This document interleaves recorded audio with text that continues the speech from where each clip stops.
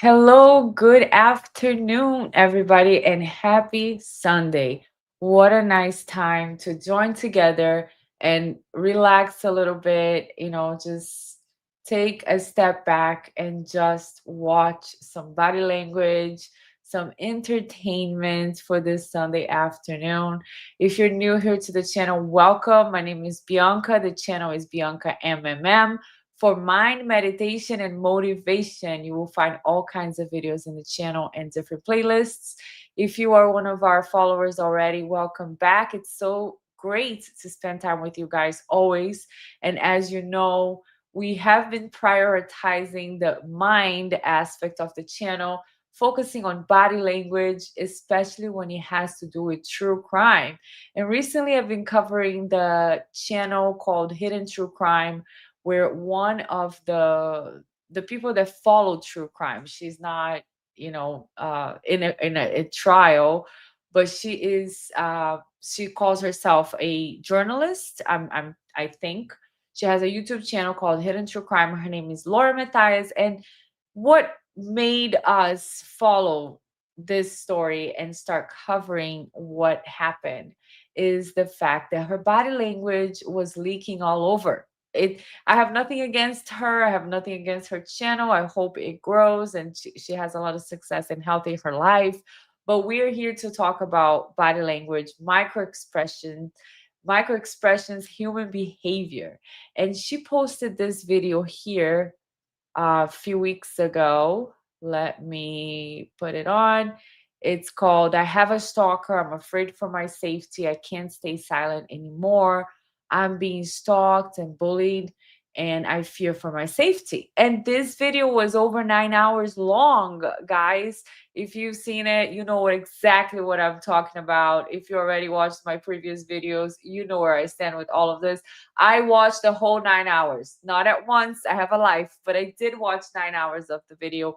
I was interested, I was concerned, and then after everything, I was like, not sure. After that video, she came up with a video with her husband, who is a forensic psychologist, called Dr. John Mathias, called We Respond. After she posted that video, and that is what we're going to focus on today. We're going to focus on the dynamic of this couple. The Dr. John Mathias, forensic psychologist, with his wife, they made a video together for their YouTube channel called Hidden True Crime, talking about what happened, why she was saying this lady was stalking her. But the doctor was very surprising. What he did and what he said was very surprising to me, because he came in very strong. He picked up some books to use as a reference. Pretty much, that's what he did in his video. And he was telling us about the psychology of a stalker and criminology and violence, which, sure, these are real books, but they are not evidence of what is happening in their lives. Okay. So without further ado, wow, that is hard to pronounce for me. We're going to start with the introduction where they begin their video. And before they begin speaking, this is the first picture frame, the first facial expressions that we can see from them, the couple dynamic. They look like a united front, right, in the camera, but they have uneven energy. They're not feeding off of each other. There is a disconnection there. And I will go over it in more detail, and you can tell me if you agree with it or not in the comment section.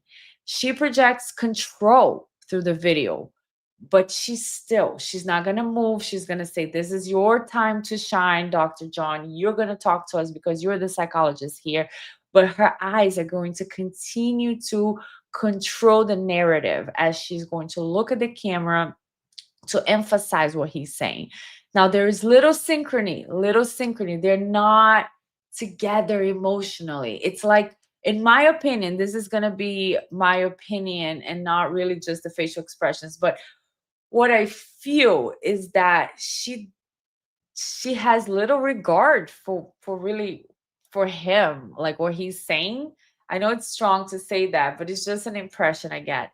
And but she uses his title to back up her claims. She loves his title.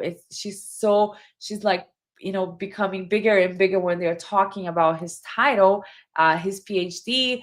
But then when he starts talking, it's like she's like, all right, just get it over with, or something. It's a weird energy. And why do I say that? Because I always try to comment here in this channel. You don't have to understand body language. You don't have to study body language to know that when you leave a conversation, sometimes you get a gut feeling. You either like this person or there's something off about this person. I don't know what it is, but and that we all have. We have that gut feeling. And for some reason, this is what I get from them. So let's see how this video starts and the dynamic that this couple is projecting in the beginning. We're back. I know that a few of you, the hashtag Free John is going around a little bit. You okay? He's here. He's okay. Yeah, you had to unlock the cage in the garage to let me out. So I'm here. Yeah, I thank you for giving me some breakfast this morning too after letting me out of the cage. Don't worry, you don't have to free me. I'm good. Yeah, we're here. All right, so here we go, guys. We're going to have a lot of analysis today, and I hope you enjoy. I hope you can participate in the chat. So he makes a little joke, right? She's holding me in a cage. She doesn't have, you don't have to free me. Everything is fine. The thing is that he's not funny, right? And the thing is that they're going to approach a very serious matter. They're talking about their safety. They're going to make very serious claims in this video. And he's coming in as a doctor, as a psychologist. He's not just coming in as a YouTuber, as her husband. So making that little joke does not match the seriousness of what they're going to talk about. So let me read some of the body language and the facial expressions that we can see. With him, we can see the avoidance already. He starts looking down and he grabs the mug. Anytime, well, not anytime, but a lot of times when we grab something, touch something after a sentence, it's kind of a pacifying behavior. It's known as a pacifying behavior to release stress, right? So he put the joke out there, which seems very, very, very rehearsed. And then he immediately looks down, so avoiding eye contact with her, with the audience, and he picks up the mug. She does not seem amused at all, but she's performing. Ha ha ha ha ha ha ha. Yes, I did let you out of the cage. So funny. No, I did give you some breakfast this morning. So it's not really natural humor. It's not really natural synchrony. They're not really flowing together. So let me just stop here and say good afternoon to everybody who's here, my wonderful, wonderful people, my members, the subscribers, and the people who are new. We have my wonderful Karina here, and always, always, always very, very awesome to have Karina with us. She's been a part of the channel since day one, and she is such a huge supporter. She keeps me encouraged when I am like tired and everything. She keeps me encouraged. Hey, aka the cat lady, good to see you. Hi, Bianca. So excited to see your take on this video, specifically because I still can't believe that they thought this was a good idea. I know their perception is so different than my perception. So I don't know if everybody's buying it. I do see that their channel still has a lot of followers agreeing with them and believing them. So great, good for them, I guess, as long as they don't harm anybody, But anyways, we'll see. Leanne, so sorry, not sorry. Hi, Bianca, Karina, and everyone. Miss Take is here. Happy Sunday. Happy Sunday, everybody. Lily Eve is here. Hi, glad you're covering this topic again. Wendy Coco says, I have a 30-year expertise and in my body behavioral, what is BH? I have 30-year expertise and in my opinion only, she has very little regard for anyone. I can see that. I can see where see how we have to be very careful with words. I can see where you can see that. Absolutely, Wendy. Absolutely. And we're going to cover some of that here today as well. So anyways, let's keep going with the introduction of their video. And we have a lot to talk about. Remember when I said that last live and it went 9 hours? I don't. And we have a lot to talk about. Remember when I said that last live and it went 9 hours? hold on, let's take a look at what his body's doing when she says we have a lot to talk about, right? His lips are pressed together, which is a sign of disagreement. He does a tongue jut, got caught or got away with something. His eyes closed. You know, she says, we have a lot to talk about after our 9 hours. So let's see that again. That last live, and it went 9 hours. I don't. Big swallow as well, right? Look at that beautiful, beautiful stare. Look at that stare, Mr. Dr. John Mathias. He is on the scene right now. But let's check on the emotional linkage here. His forehead is still, but the lower face is super tense, right? So it looks like he has contained irritation or rehearsed patience because he's super tense on the bottom. His jaw is clenched. His lips are sealed together. Restrained frustration, control. The eyes are locked forward. The lids are slightly narrowed. Appraisal rather than warmth. This is not humor or agreement. It's microflash of irritation, suppressed annoyance, likely at her comments about the 9-hour exhausting session they had. And look at I think what this one will be 9 hours. It's going to probably be a few hours, though. I don't know. It's going to be long. We've got a lot to say. Grab your...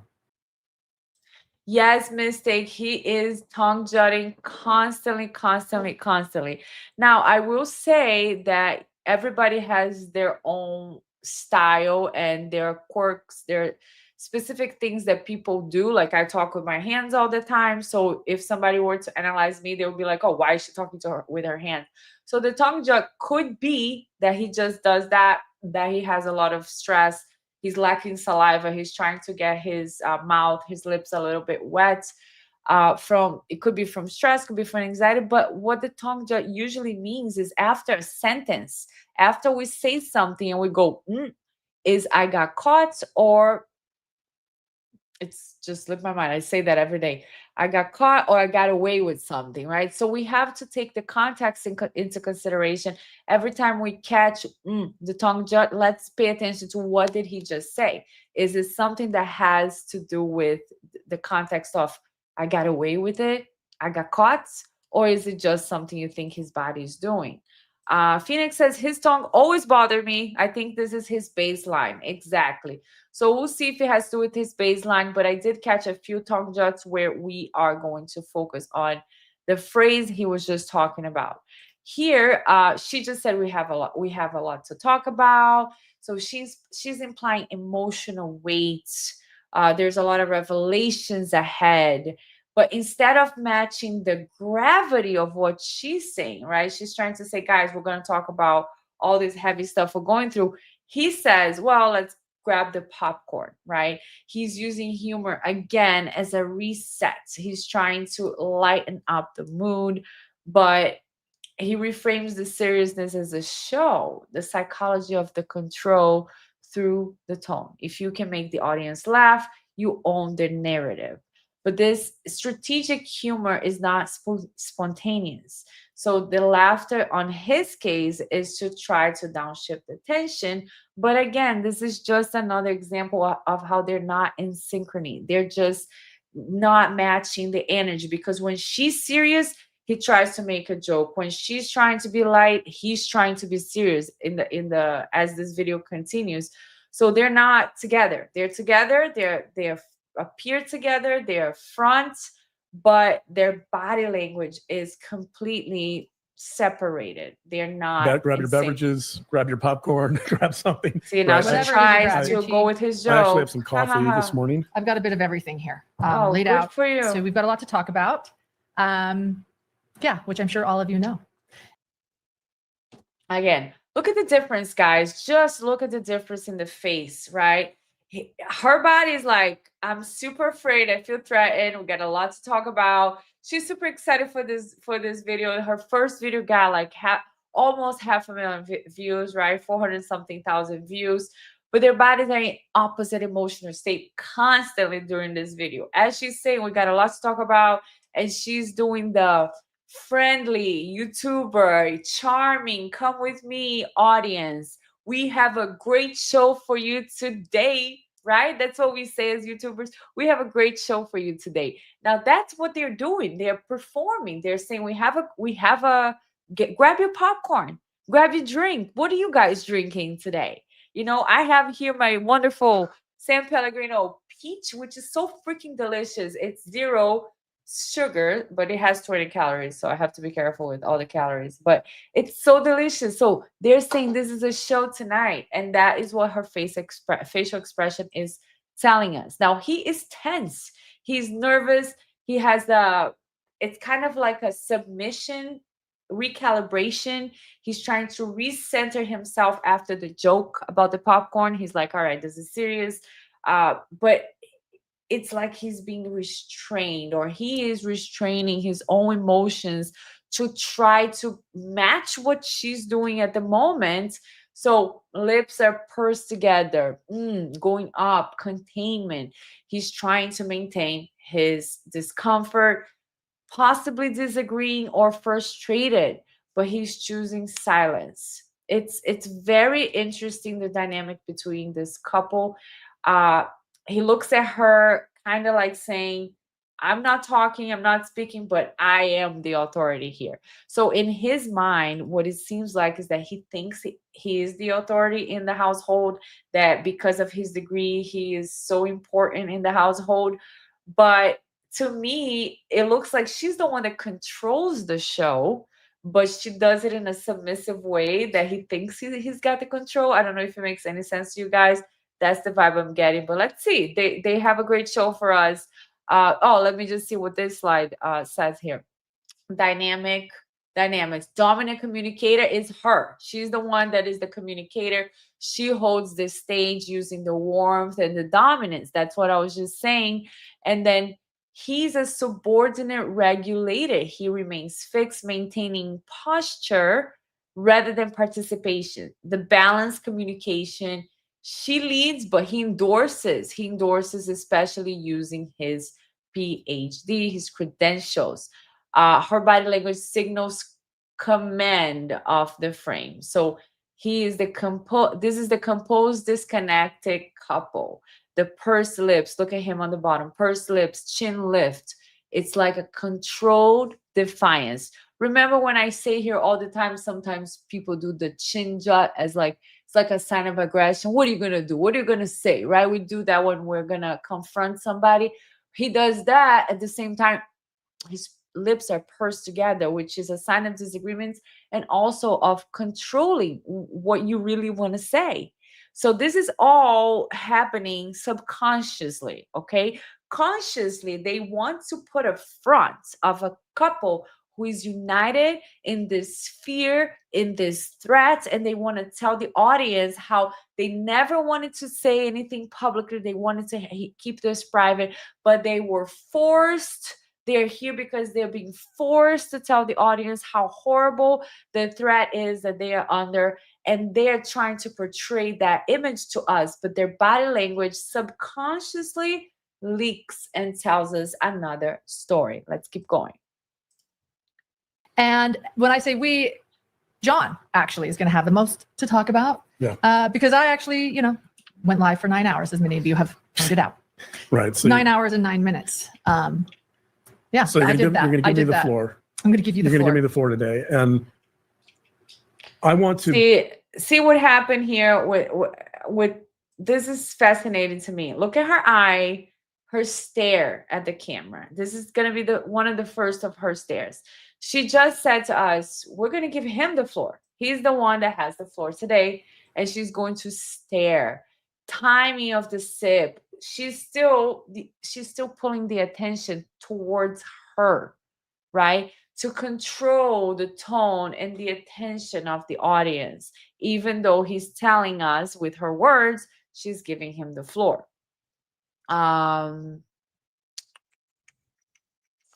Here I have AKA Cat Lady saying, I'm pretty sure their lives are also pretty separate since Lauren is always traveling. Even when her brother and mother are dying, she prioritizes travel. She has him at home with their child.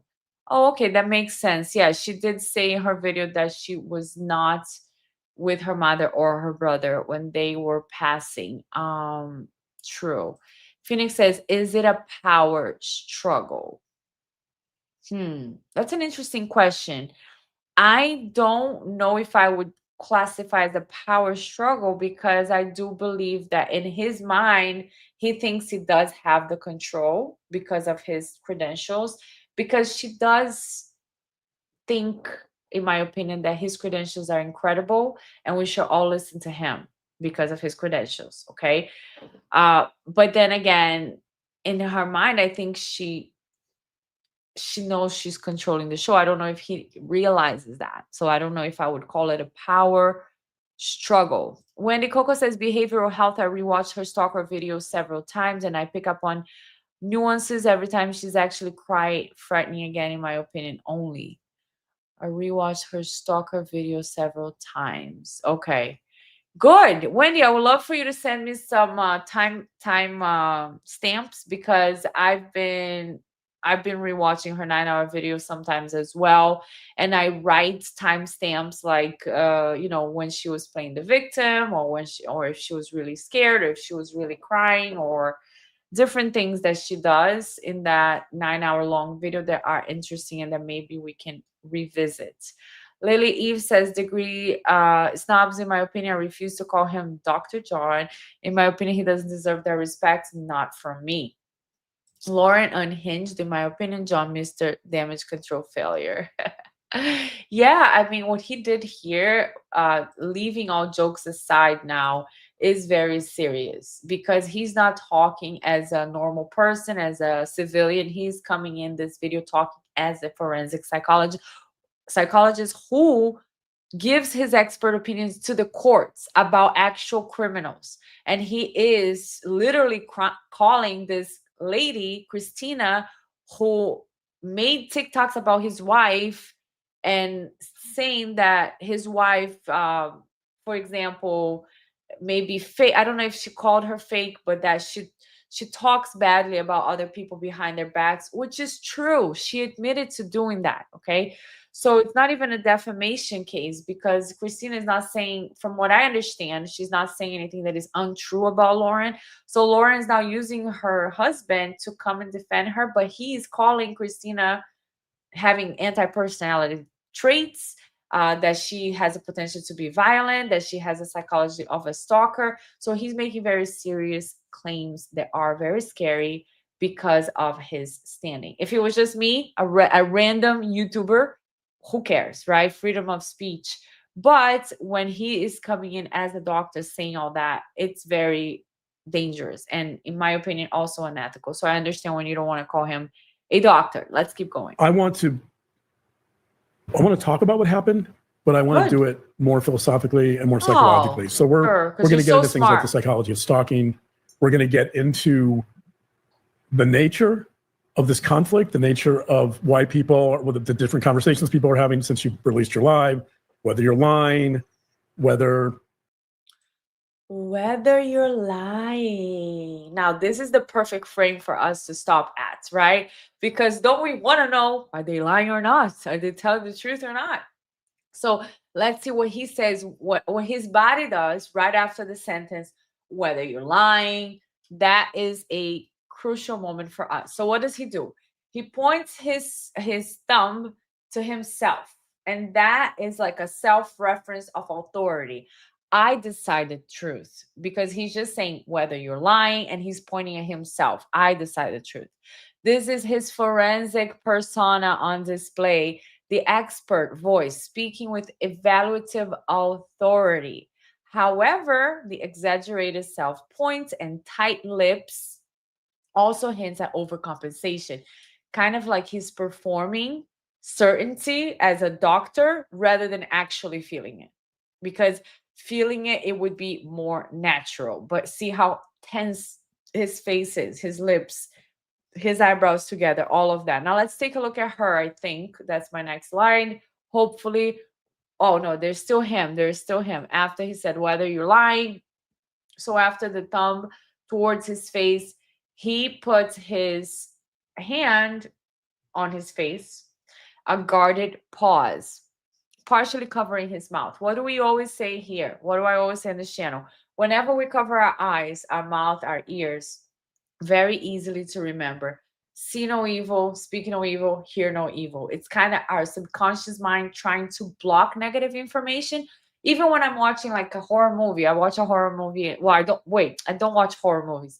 But when I'm watching a violent movie and there's going to be a scene of bloody whatever, I go like this. Like I cover my eyes. I'm like, all right, guys, can I see it? Can I see it? Because I don't want to see all that blood. Or when somebody's going to say something bad that happened to an animal, I'm like, all right, la, la, la, la, la. I'm like a child. So in this case, the subconscious mind of Dr. John is going like, I can't believe I'm saying this. Can't believe I'm saying this crap. I don't even believe what I'm saying. So let me cover my mouth, even though he's doing that subconsciously. The eyes are facing down to the side, kind of like a withdrawal or self-reflection, or even a mild embarrassment, because his body is saying, guess what, guys? I know we are lying. I know the situation is not as grave as we portray it to be. Even if we believe it is, his subconscious mind does not believe it is. It's withdrawing. It's down. What else here? We have the meaning of this whole thing that he did with his face. A micro backpedal after the forceful claim, whether you're lying, his body instantly counters with self-soothing gesture, subconsciously acknowledging the social risk of what he just says. Kind of like, did I go too far? Now let's see if we catch her face after he says, whether you lie. Well, not yet, because I have more stuff.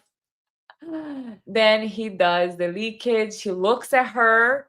Right after that, his mouth is open, small intake of breath, kind of like a reset. His eyes are wide, his eyebrows raised. He's checking for her reaction. He's constantly trying to get an approval from her with his body language as well, which she doesn't give, by the way. Now, it's still, the hands are still on the face, the tension's still there. He's still with holding his face as a comfort anchor. We do that a lot of times when we're nervous, but still he's tense. Okay, so he's kind of like, okay, I said it, whether you're lying, I'm gonna go back to my persona, but the tension is still there. Now, whether you're lying. Wait, let me make this a little bigger so we can see that in slow mo. Whether See, he looks at her, she doesn't look at him. Now, her face is very interesting and classic. This is not joy, guys. It's not joy. It's control. It's a controlled smile. And when we see one side of the mouth going up like that, classic sign of contempt. Contempt for those people who say she's lying. Contempt for Turtle Boy, who said she's lying. He's my turtle today. Contempt for me because, well, she probably doesn't know who I am because I have a small channel, but that's fine.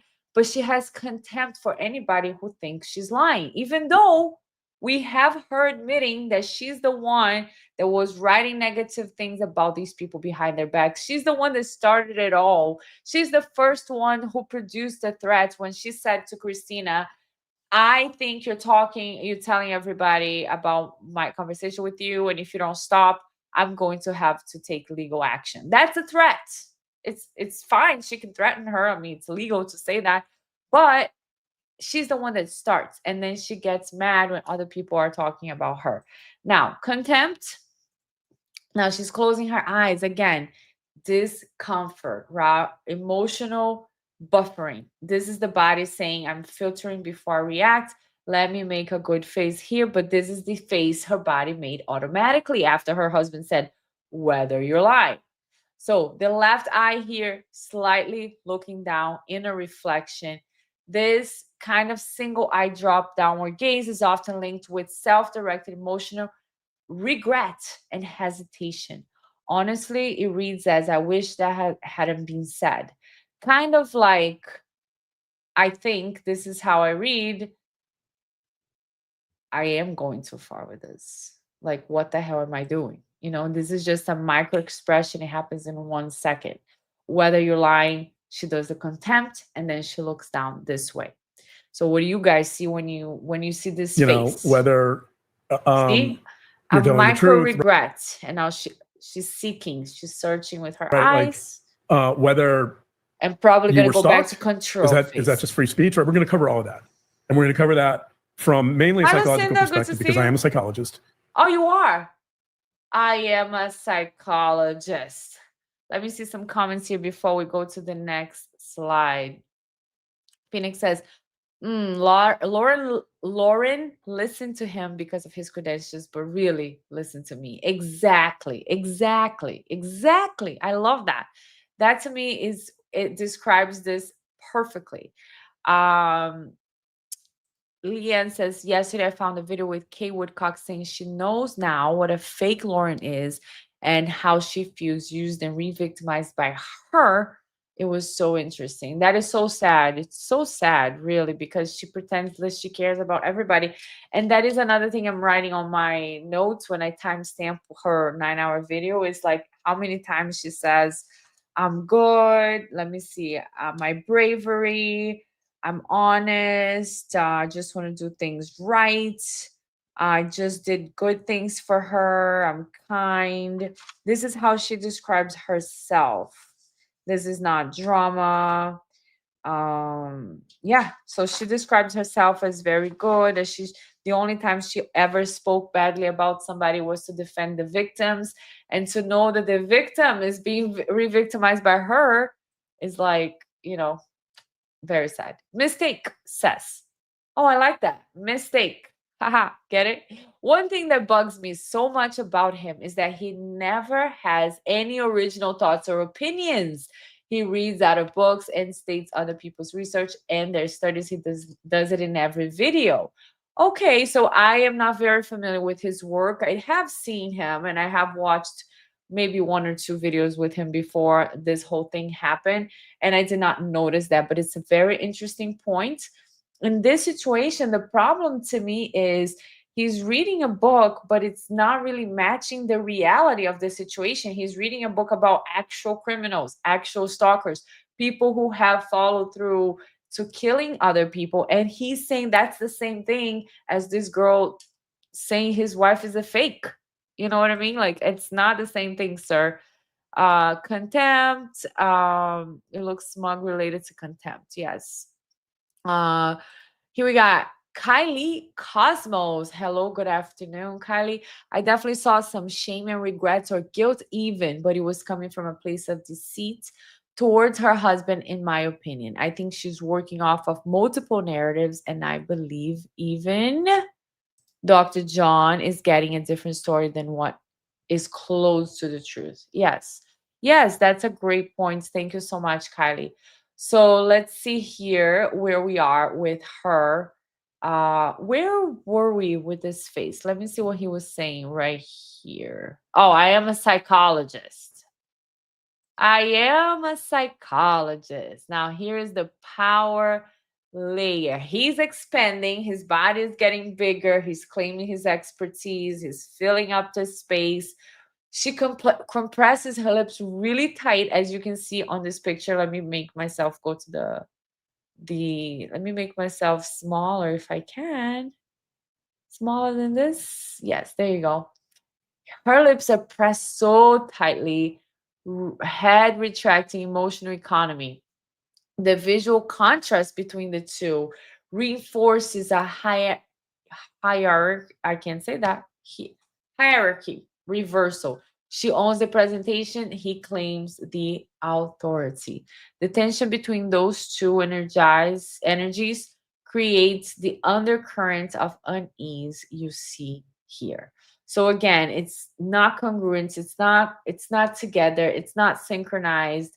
It's different energy. He's like a balloon right now, telling everybody how he's so important with his PhD, and she's compressing everything, but kind of looking at the camera like, see, you see how important he is.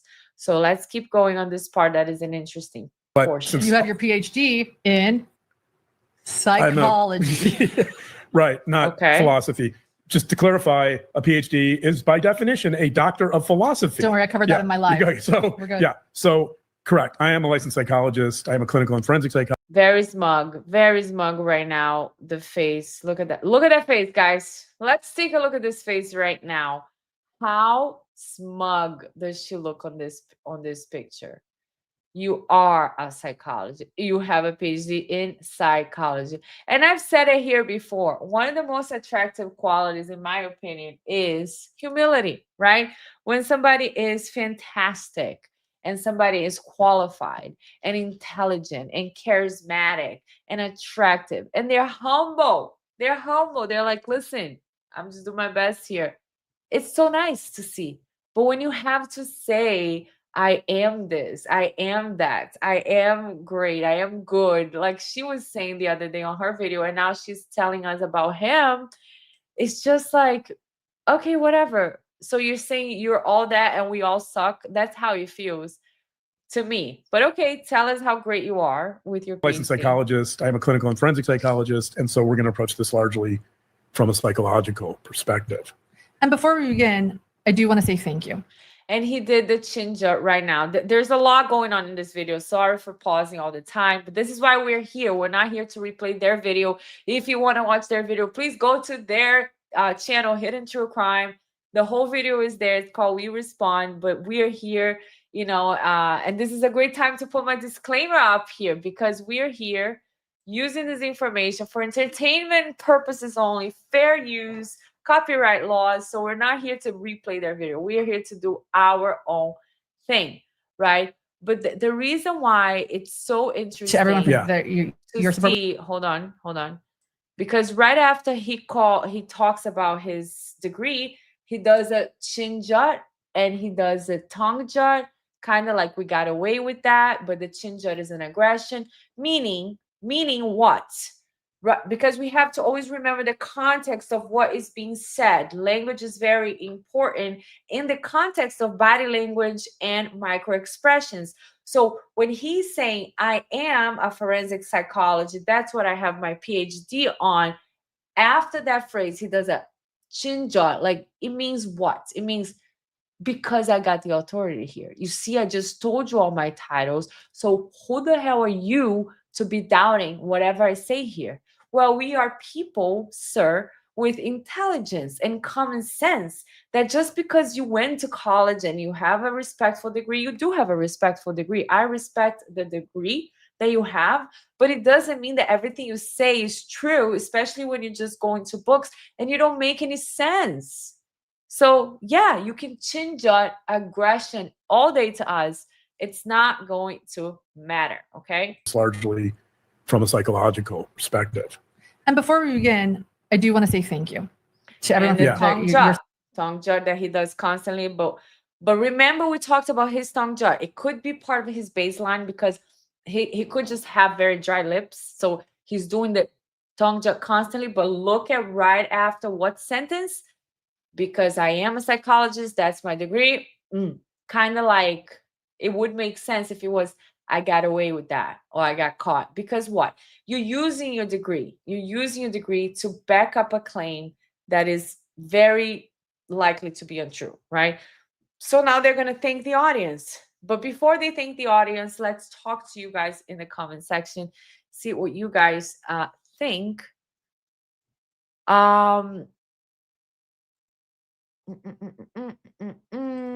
Mistake saying question. Okay, last time I'll interrupt. LOL. No, it's not mistake. You're gonna interrupt again. So am I. That's fine. That's why we're here. Why we're here today. But do you find it hard to read her face and real emotion because she has a lot of Botox? No Botox shame at all, but lots of Botox freezes your face muscles. That's a great question. I have done Botox in the past. I don't do it a lot, but at least, I don't know, 3 years. I've been doing it every 6 months. But anyway, who asked me that? Nobody asked me that. But anyways, she does seem to have work done in her face. And you would think that the answer is yes. Like, I can't read her because she has all that.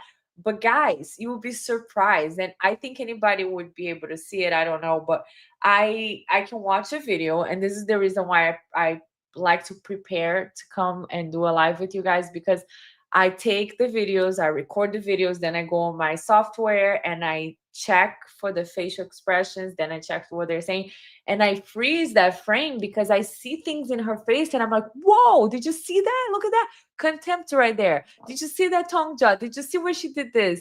And I'm talking to myself, obviously, but to me, if I take a 5-minute video, which I believe this is the introduction, it's like less than 5 minutes, I can see so much in the micro expressions and the leakage of the body language that I can spend an hour editing a 5-minute video. That's how much body language I can see, even with the Botox.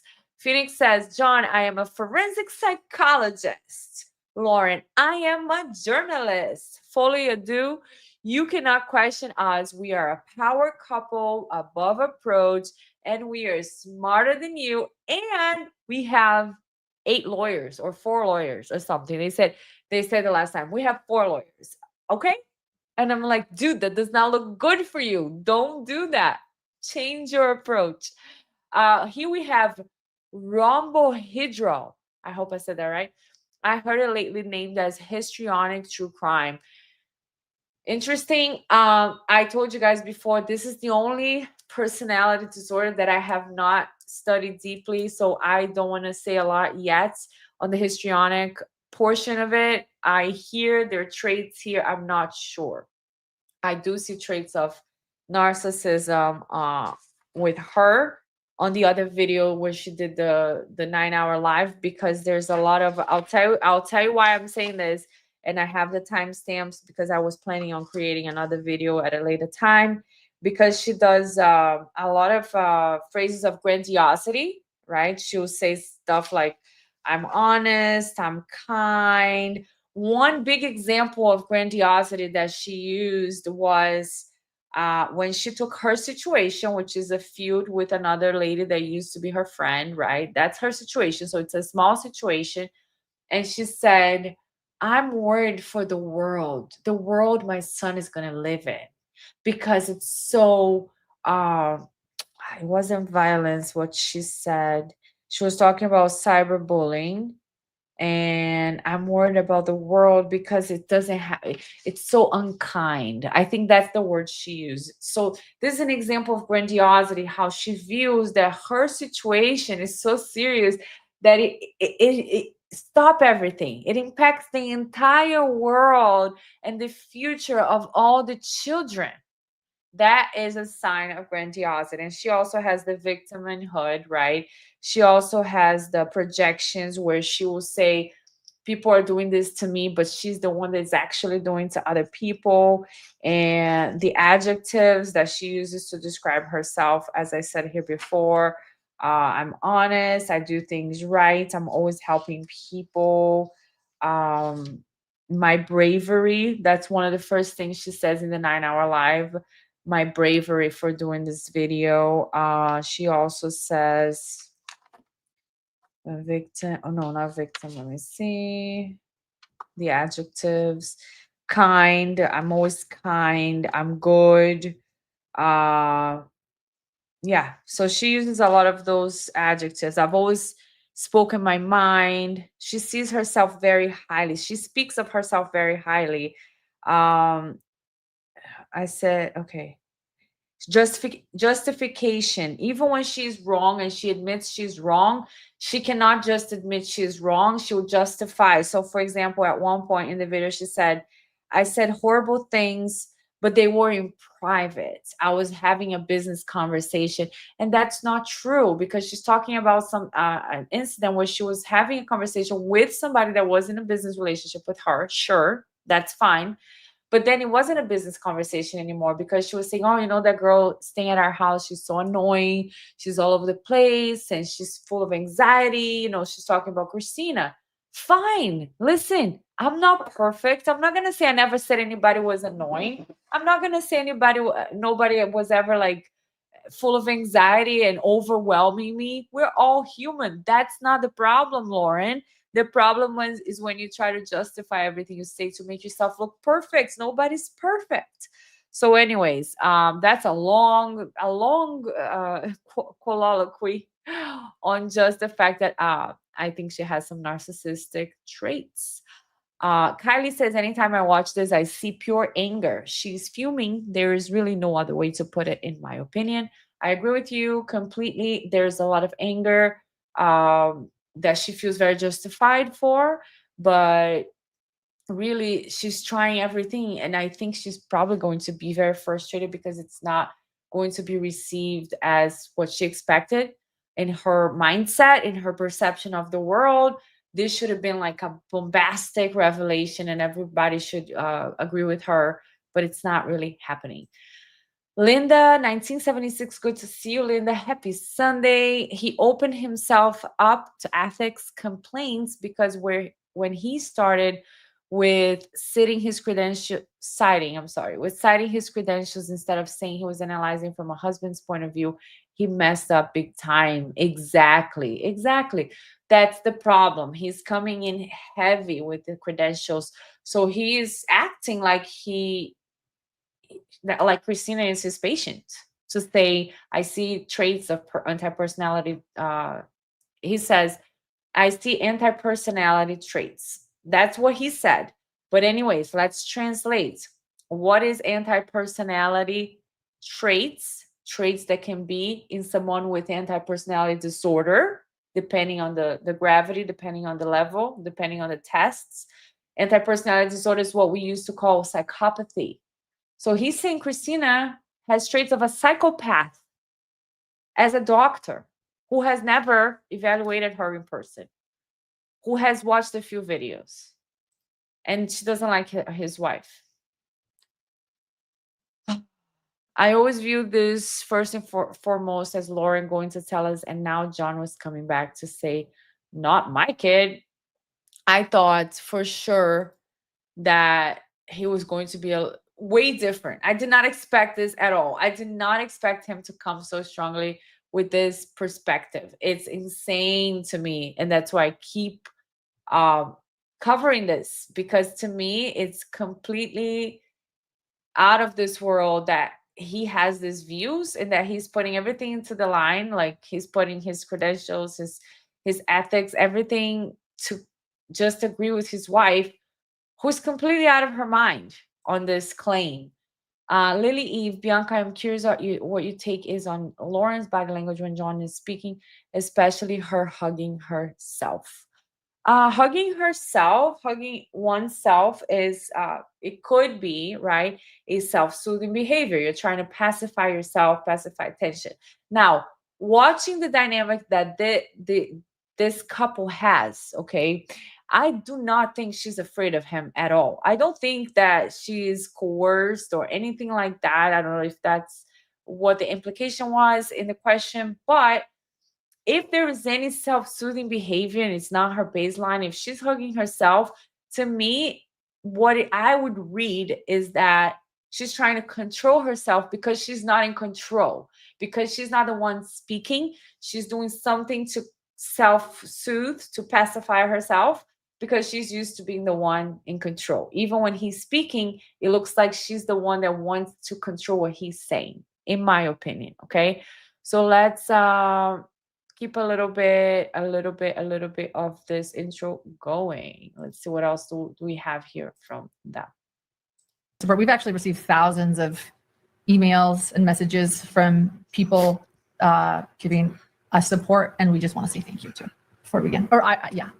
And just so kind. Again, we just want to say thank you.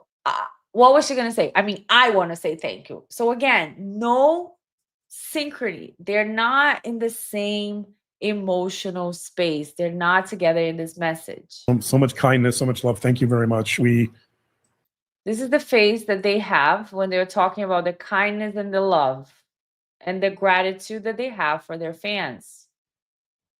Okay, so again, let me play this one more time. They're thanking everybody for their support.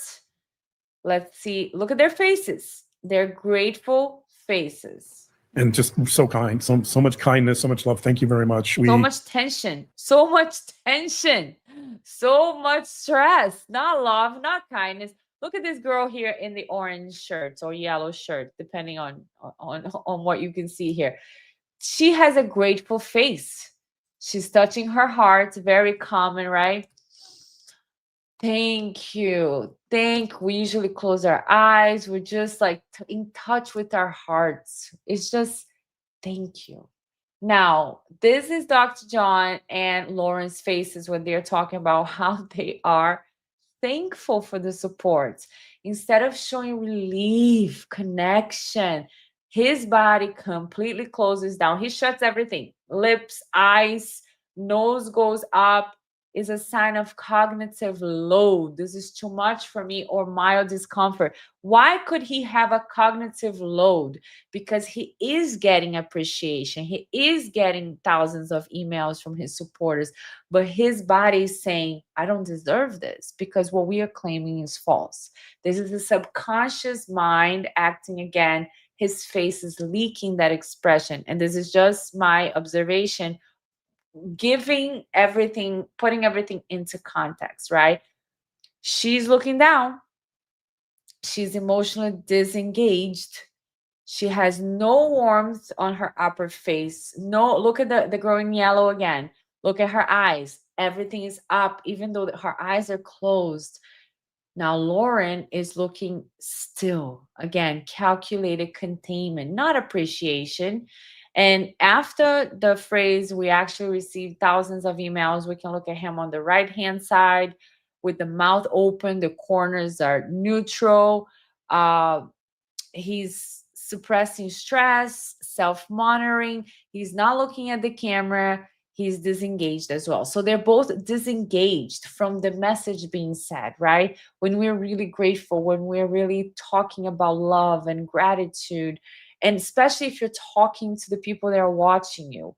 And she does know how to look at the camera. So don't say, oh, but maybe she doesn't know what to do with the camera.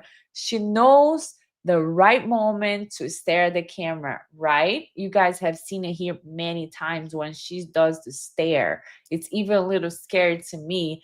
But in this moment where she's supposed to be engaging with her fans and say, guys, I just want to stop for a moment to say thank you.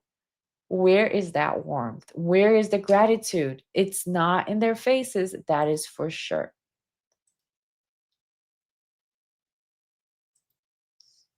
We were able to get through this a lot easier because of the support from our community and our gems, and you guys are amazing, and we can't thank you enough. So yeah. All right, take it away. So yeah, so let's dive into this analysis. I'm going to start in a fairly peculiar, unexpected place. Okay. And I'm going to start with talking about Brad Pitt, the actor. That is peculiar. That is, it is a little peculiar, right? You see how even the laugh seems to be rehearsed? That is peculiar. He's like, 1 minute after the joke. It just looks like so rehearsed, you know? And then look at her face, man. Kind of like a contempt. A contempt. This whole thing is a setup.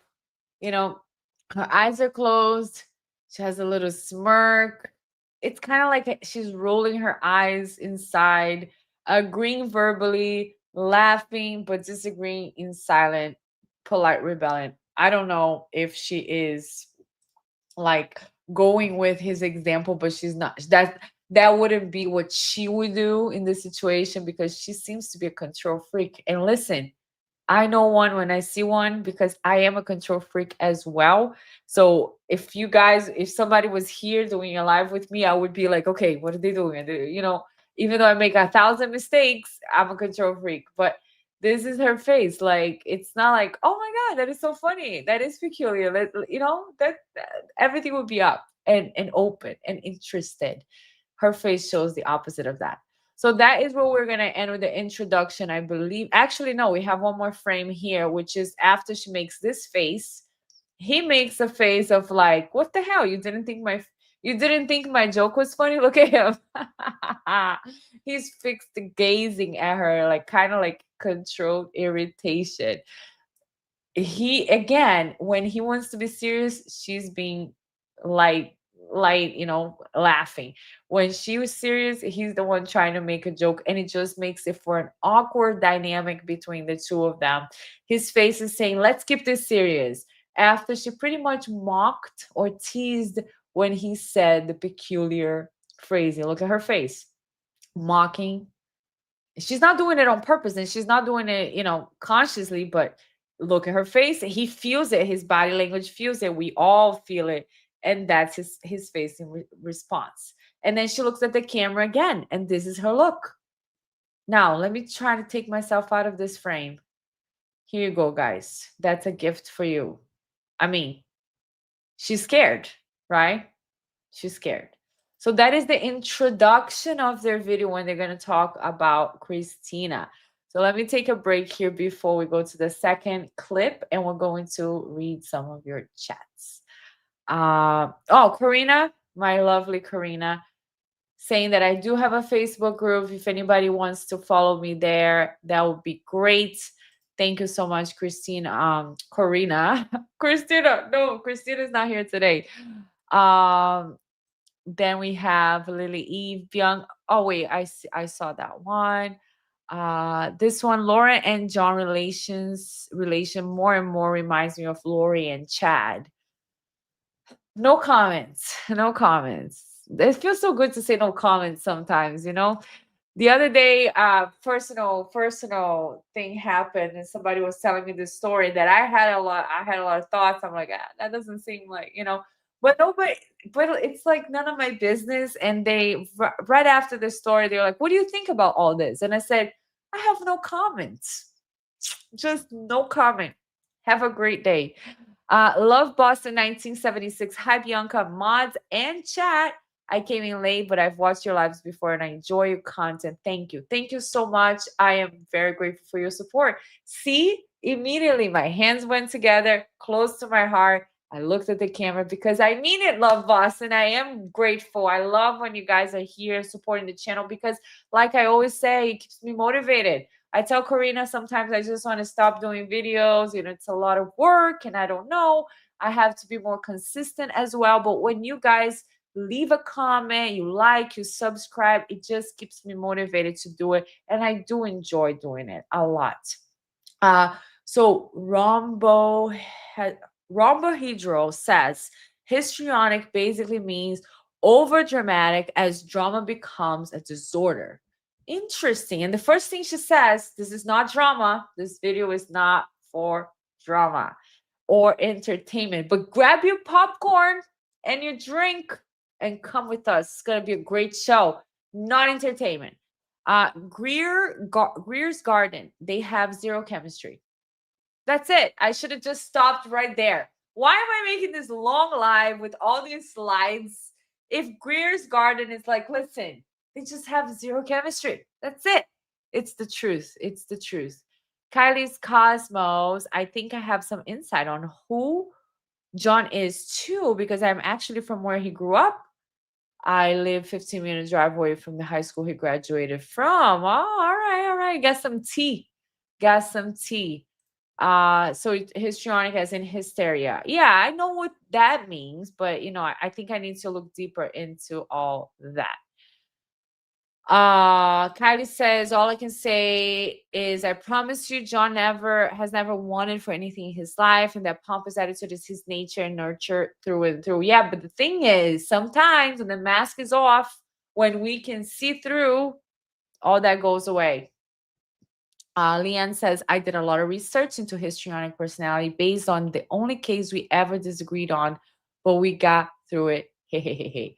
Awesome. Thank you so much. And it's totally fine to disagree, right? There's always two sides. As long as we do it respectfully. And you have always been respectful and wonderful here, Leanne. So I am glad that you are here. Let me see. Wendy Coco is saying, I'm not being mean. And again, this is just my opinion. I'm worried about her son, not because of the world, but because of the two of them. Right. They're the ones burning their own kingdom down. That's why the thumbnail was burning the kingdom, because seriously, like the things that she's exposing her son to, and the fact that she brought all his mental health and what was going on with him for the channel on YouTube is so out of touch. Doctor, you need a doctor, maybe.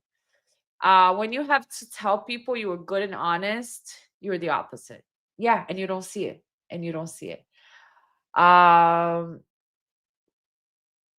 Okay, so yeah, John has a license to lose. The entitlement of these two. I doubt he's practicing. He seems to be volunteering. He has their cash cow YouTube to lose, in my opinion. Wendy says the first time he did that was on his affidavit for the court. This is the reason why I covered this case, because I told you guys in the first video I don't want to cover this. I was like, she's a YouTuber. She's way bigger than I am. You know, she can try to strike my channel, and I was like, I should just leave, you know, be in peace in my little corner with my two dogs, wonderful dogs. But he's doing something dangerous and unfair, punching down to someone who is a civilian, who he has never treated. And as a doctor, he's going as an authority to the court to call this girl a potential psychopath. I mean, seriously, the implication is huge here. So I decided to cover it. But anyways, Sharon TH says she wanted to be a victim, but came out as a drama. I want to say as a drama queen, as drama and entitlement, thinking they're the most important people in the whole world. Yeah, and she looks at the camera like, right? And we're like, no, weird. Stop staring at us, please. I was in Christian's live when I got a blank screen with a message. This video is a copyright struck by HTC, cured my positive feelings for HTC. And then I said, no way. It says by HTC. Wow, that's crazy. Disgusting. They have a dynamic like Lori and Chad. This is so painful. Kelly Cal, good to see you here. I hope everything is well. It is painful to watch, even to create the videos and edit. It's so painful. Seriously, the 9-hour live, when I go back and try to timestamp stuff, it's painful. It's painful. It's painful. Thank you so much, Kelly Cal, for the gifted memberships. And yes, if you guys want to support the channel, please feel free to support the channel through Cash App, subscribing, leaving a comment, giving memberships out, especially now that we're going to get into the holiday season, leaving a super chat, whatever you guys want to do to support, share, you know, make other people aware of the channel. If they like it, great, fantastic.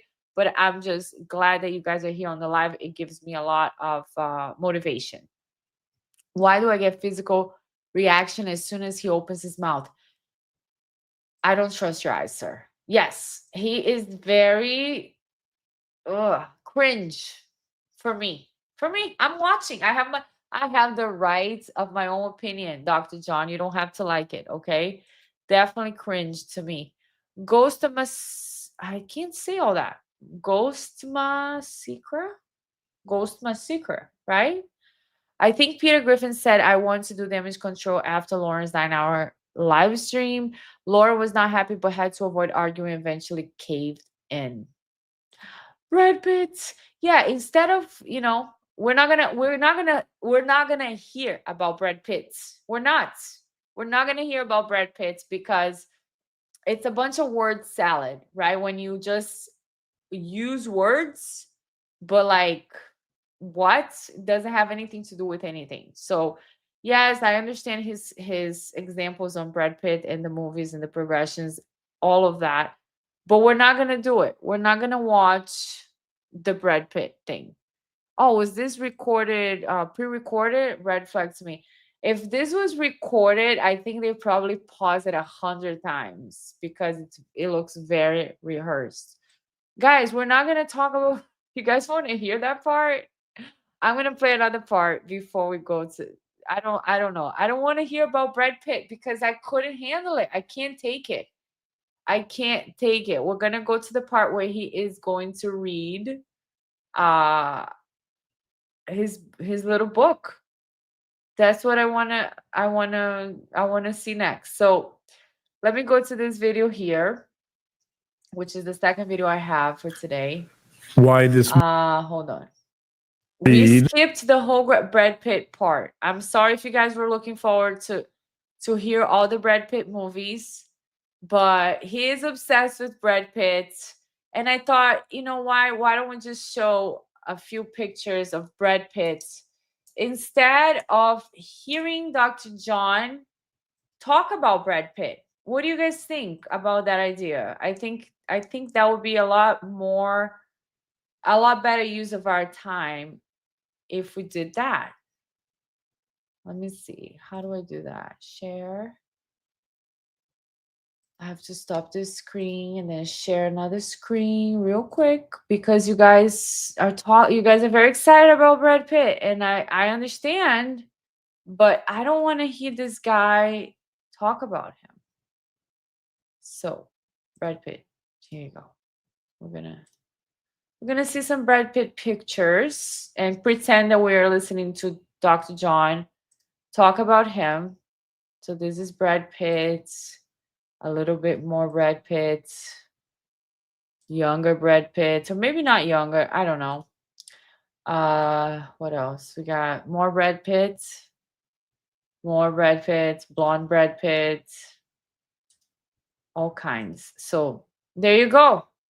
That was for you, Dr. John Mathias. Now I don't want to leave this page. What's happening? Okay, go back to the live, Bianca. You're alive. Bye, Brad. We'll see you soon. Okay, I'm back. Oh my gosh. Bye, Brad. And stop screen. Okay. So now let's go. How was that for you guys? Did you guys enjoy that or what? Because that was better than listening to Dr. John Mathias talk about Brad Pitt. So let's see the second video I created for you with him reading about the diagnostics, about the real criminal behavior this lady has, and let's see what we can catch from this body language. Sorry, guys. Hold on one second. This is it right here. Yeah. Okay, so let me go back because I have to make sure I know what we were talking about. So here's what he's going to start with the books, right? He's going to pick up a book and says, I'm going to read. Look at her face in the beginning. She's already disengaged. She's like, all right, he's going to read stuff. Okay. Okay. So this is where the frame, I have to do something. My computer is so small, the screen, I can't see. Oh, here you go.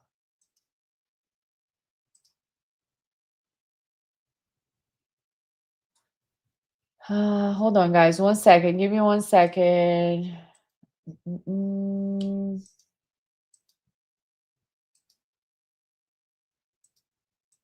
No, what's happening? For some reason, my screen just got really small. And I can't, like, see. Okay. Okay. I guess I'll try. I will. Let me go to Canva and see what this slide says so that I can maybe read it better.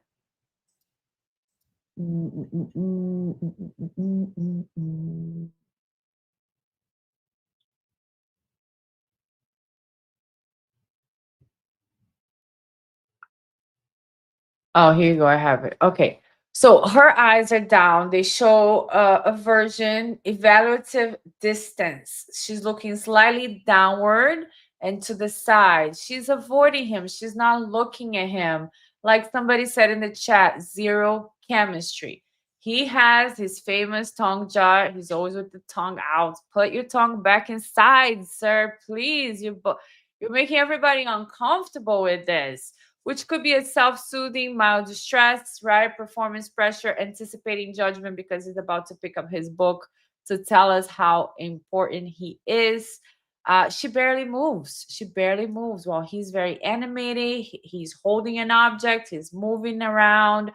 Her body language reads as irritation, as fatigue, and suppressed disagreement. Again, she's there listening to him, but she's not in control. Her body looks uncomfortable for this. He has large gestures. He's demonstrating. He has a book. It's an authority cue. I hold the material of truth. It could be seen as dominance, signal cloaked in rationality. Because I'm so smart, because of my intellect, look at this. I have a book and I'm going to give you guys the truth now. So let's keep going here. I'm going to read a little bit from their book and start explaining why this moral crusade and this desire for certain party, this self-righteous. See her eyes, right? She's constantly in control. Even though he's the one talking, she's looking at the camera to show emphasis in what he's saying. See, this is what they want. And all the terms that they're using are terms that he's getting from these books. They are describing actual criminals, people that do have stalking behaviors, people that do have that have ended up committing criminal acts. So he's saying that they want them to conform, that the criminal wants them to conform, that the criminal is obsessed with them, that the criminal wants them to act a certain way. And Lauren, I'm sorry, I shouldn't call her Laura, it's habit. Lauren stares at the camera to show emphasis. See what he's saying? But anything that he's saying now is irrelevant to the situation because he's reading from a book that has nothing to do with Christina. Nobody diagnosed her. Nobody sat with her. He's not her doctor. All they have is a few videos where Christina dislikes his wife. So what he's doing here is irrelevant, irresponsible, and possibly unethical. Moral, referendum. Okay, so now let's see this slide. Let me make myself disappear so you guys can see it better. Wait, is this the same one? No. Oh yeah, this is the same one we just did. Okay, so let's keep going. On you is important. So here we go.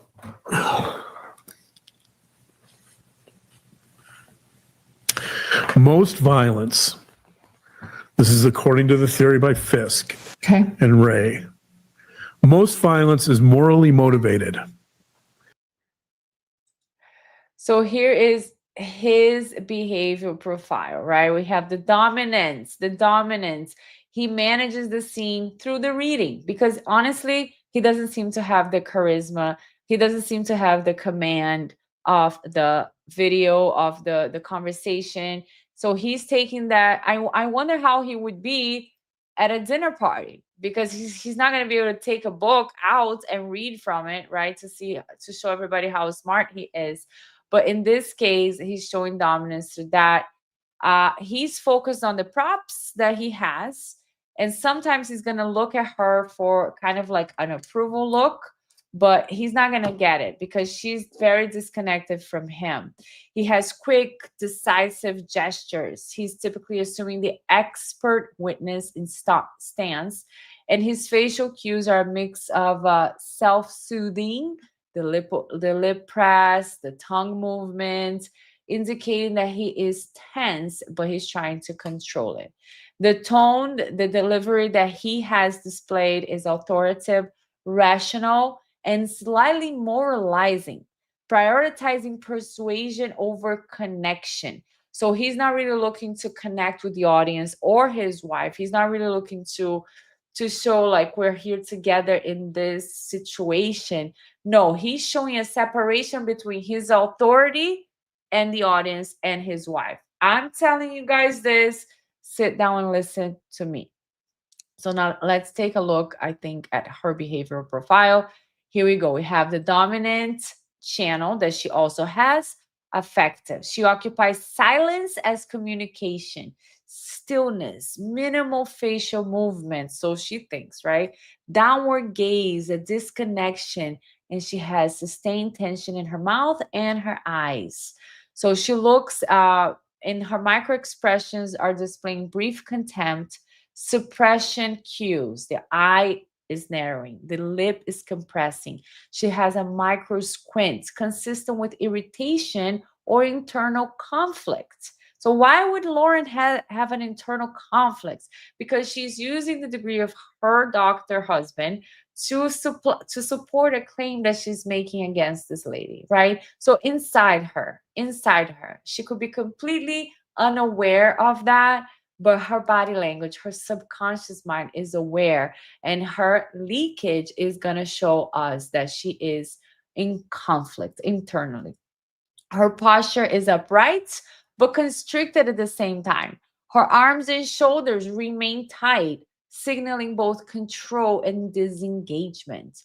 Her eye behavior alternates between avoidance and surveillance. She gazes past him and toward camera. She's maintaining an emotional armor. Her quiet doesn't read as calm, it reads as contained resentment and exhaustion. Again, as I was saying before, it looks like she's very uncomfortable in this position of listener. She's the one that is just sitting there listening to his authority right now. But she is used to being in control. So for her, it looks very uncomfortable. Like she is irritated that she has to listen to somebody else because she could do a better job. That's what it reads like to me. Let's keep going here. People do not simply justify or excuse. Look at her position. She's very, let me show how interested I am. I'm going to rest my head here in my arm and look at him. Use their violent actions after the fact. At the moment they act, people intend to cause harm or death to someone they feel should suffer or die. That is. Okay, so here's her face, guys. This face is going to be so powerful because he just made a huge claim, right? That the person wants, stalkers wants the death of the victim. Look at how serious they're going. Look at how serious they're going. So I have no pity, no remorse of coming here and showing the leakage of their body language and how fake it seems that the claims are. I have no problem coming here and showing how his behavior seems to be completely unethical, because he has no problem going on this video and saying that Christina wants her dead. That is a huge claim coming from somebody who studies the psychology of criminals, somebody with a degree, somebody who wrote to the court. It's serious behavior. I cannot believe that they have nobody telling them, that he doesn't have a doctor friend. Oh, now my hair is bothering me. That he doesn't have a doctor friend that says, dude, don't do that. Like, you're putting your career in jeopardy here because of this situation. Now look at how satisfied she looks in this facial expressions. Let me see if oh, you guys don't have the right facial expression. Okay, there you go. You have this slide now. So her husband is reading aloud a passage describing stalkers who wants the death of the victim. That is loaded language, morally extreme, emotionally charged, and presented as protective justification.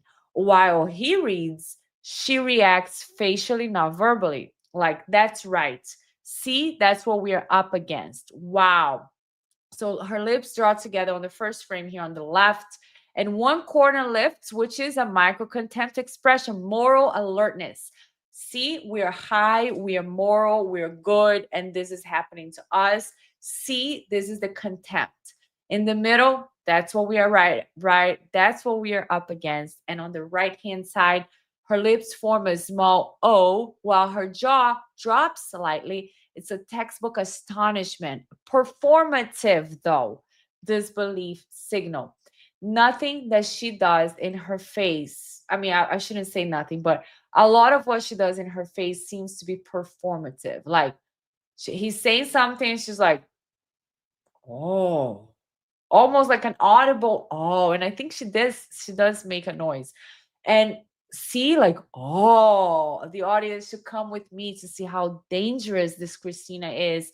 How dare her say anything bad about me? She can be a criminal. So very fake, very performative. I'm not buying it. I don't know if you're buying it, but then this is the video of it. Oh, wow. See?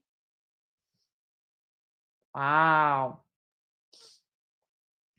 This is gonna play as a video so you guys can see it, but across these few seconds you can see the behavioral pattern, the cognitive absorption. She hears this statement, prepares her response. So let me keep going here with the video. The express release, wow, she says that as moral emphasis, synchronized with her husband's rhetoric. Self-monitoring resets after she does the wow. Composure returns. She stays on, ensuring she stays on the message. So again, this is not spontaneous empathy. It's calibrated moral reinforcement. It's a narrative. It's a performance. Let's keep going. People are impelled to violence when they feel that to regulate certain social relationships, imposing suffering or death is necessary, natural, legitimate, desirable, condoned, admired, and ethically gratifying. In short, most violence is the exercise of moral rights and obligations. Working within the framework of a relational models theory, our thesis is that people are morally motivated to do violence to create, conduct, protect, redress, terminate, or mourn social relationships with the victim or with others.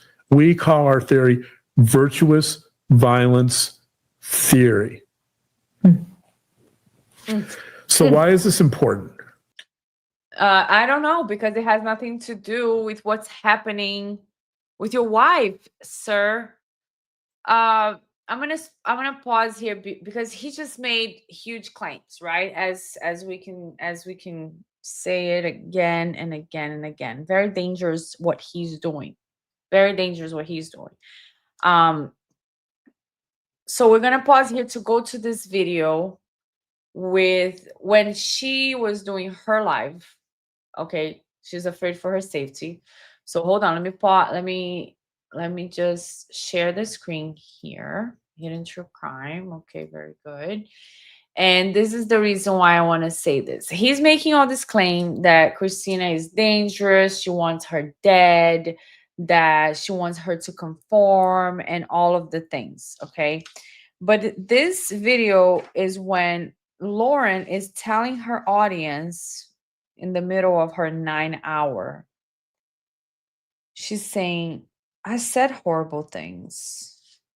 Like, she admits she said horrible things. So these things are not happening to her because there's a campaign of cyberbullying against her because everything is so unfair. Like, she says, I'm not eating, I'm this, I'm that. But she's the one that started. So that's what we want to play here. Let me just make sure I got the right timestamp. And then I'm going to play that part where she's admitting that she does talk badly about people, which is fine. I don't care, lady. I don't care. Just don't go online and use your doctor husband to make very serious claims about somebody else's mental health that he has no authority to make because he hasn't treated this lady. So let's play a little bit of this here. Hold on. Screenshots of mine have been shared. Some when I've been angry at other creators, got over it later. Those have been being shared. Okay. I'm ashamed of that. Maybe you can edit that later, but I'll just share everything right now. But I've owned it. I've owned that. You said sorry to the people that needed it. I said sorry to them. Okay, so this is again justifying behavior, right? She's saying, what are these things? What are these terrible things that have happened to her, right?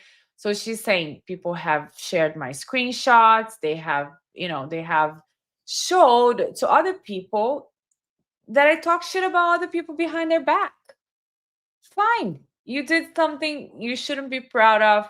We shouldn't be talking about people behind their back, but we are humans, right? We do that once in a while. Let's hope it's not a common thing on anybody on this channel, but it happens, right? You talk shit about somebody. They showed your screenshots. Look, this is what Lauren was saying about the victims. This is what Lauren was saying about you when you worked for her, blah, blah, blah. Then you go online and you say you're a victim because now they're telling everybody what you did in the beginning. And then you say, not only am I a victim, but I apologized. I said I was wrong. And that should clear everything up. But again, her personality is just so fake. I mean, her behavior is so consistent with a fake personality. Let me not make any claims that she is fake because I don't know her. But the same day that she says to Christina, I apologize, because she went to talk to Christina when she sees Christina in the courthouse or something. Christina's like, listen, I know what you've been saying behind my back. And she's like, I know, but can I please talk to you? Christina's like, I'd rather not. And she's, no, but please, can I talk to you? So Lauren is begging Christina to talk to her, right? Then she sits with her. They're vulnerable. They talk. Lauren says to Christina, I didn't know you well enough back then when I made those claims about you. Now I know you better. I'm so sorry. I will always be your friend. Blah, blah, blah. Lies. Fake, fake, fake. I think the next day, or maybe, I don't know, shortly after that court, talk, Lauren sends Christina a text message. Thank you so much for talking to me and letting me be vulnerable. Christina responds, thank you for being vulnerable. Thank you for letting me be vulnerable. Great, great, great, great, great, right? Then Lauren says something like, I will always be in your corner. I understand I was so wrong, but I will always be there for you. Lies, lies, lies. Because the same day, later on at night, that was in the morning, at night, Lauren says to Christina, I hear somebody saying that you disclosed our conversation to somebody. If you continue doing that, I'm going to have to take legal action. So a threat, right? And then she's there in this bed, crawled up in a ball, telling us how she did this wrong thing, but she said sorry, and now everybody's like going after her. She's a victim. And then she gets her husband to come online and tell everybody how this lady is a potential murderer in the future. Now let me go to one more part of this video here. I think it's 29. Let's hear a little bit about Did I do this? Could I do this? And, things like messages where they've like told you that you talk badly about these victims and things like that. And like, I'll be the first person to say it. Like, this may never go out, but like, I went through 6 years of your private messages. It took me 40 to 50 hours. I think I know you better than anybody in the world does. You guys, aside from John. Imagine 6 years of Facebook Messenger messages, text messages, everything. And finding out that people are saying horrible things about me because I said horrible things in private messages that are leaking. See, real quick, guys, see how the justification comes to her almost as of a necessity.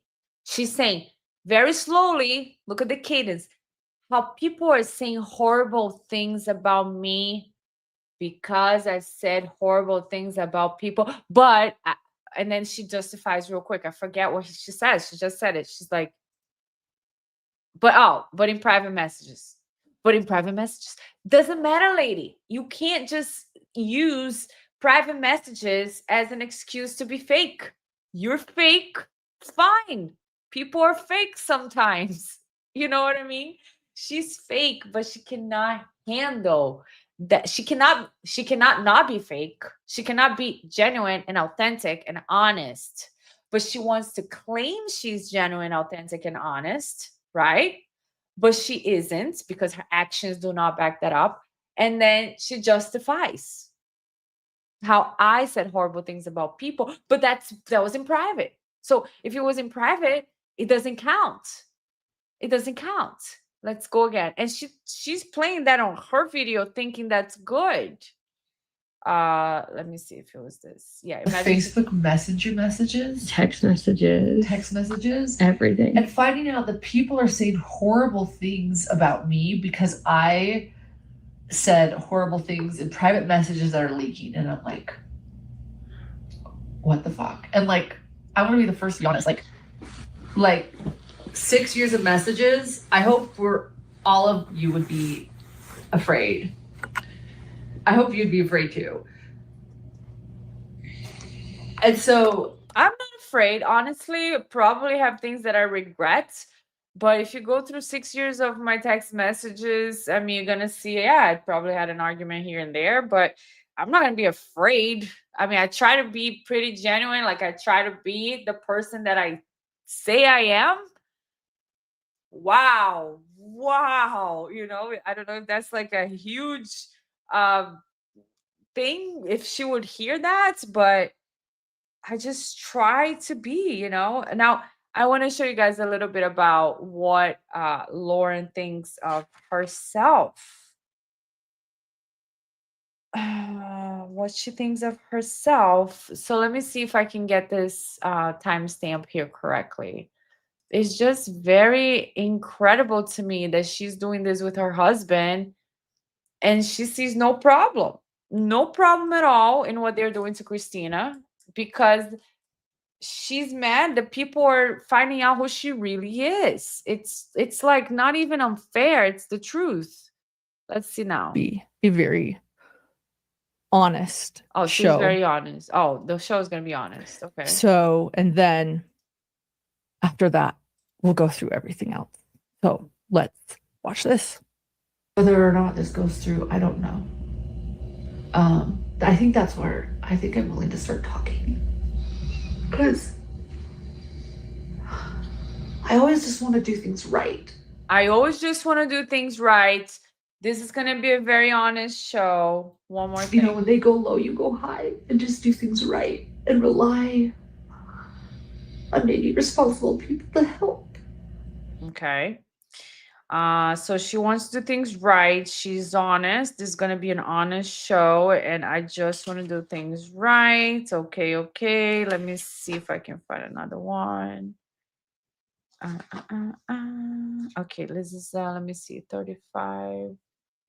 I do have a few timestamps, but I'm not done. I was trying to do like all of it, and it's so much, and it's so frustrating to watch that I had to stop. Okay, a little bit of this. I don't know. I mean, if that makes any fucking sense, but she thinks she's so funny. Look. Oh. The most vulnerable video I've ever showed here, but wow. I do pride myself on being a very honest person. So right. So anyway, she's very honest. She's very vulnerable. She's very proud of herself. Very proud of herself, you know. Good for you, Lauren, because we are finding several leaks here in your personality of actually not being honest, of being dishonest, and being fake, just being fake. And you know what?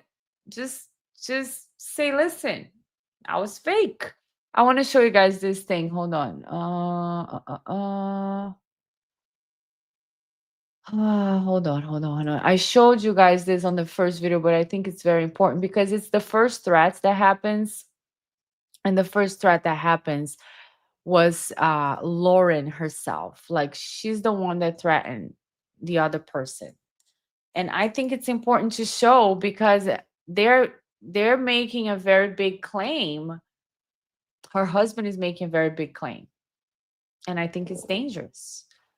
So we're showing here what we see as the actual evidence, right? She loves to say evidence. So we're gonna show you guys here who threatened who first. And I'm not saying she did anything illegal. She can threaten her with this. That's fine. But she's the first one.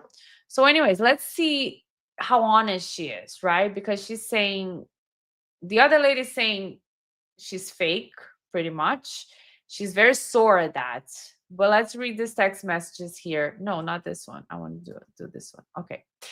So again, I love you. This is April 9th at 9:52 a.m. I love you and I'm sorry. Thank you for talking to me. I have a lot to process about myself and my actions. So I'm going to pause because I want to say a few things. One thing, we throw this word out a lot. I love you.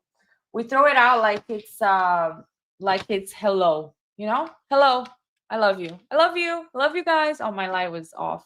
But I don't know. I don't know if it's better or not. But anyways, I love you so much. She doesn't love Christina. So it's already fake. It's already fake.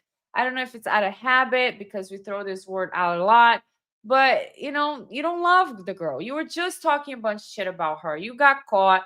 You said, I'm sorry, fine, but you don't love her, right?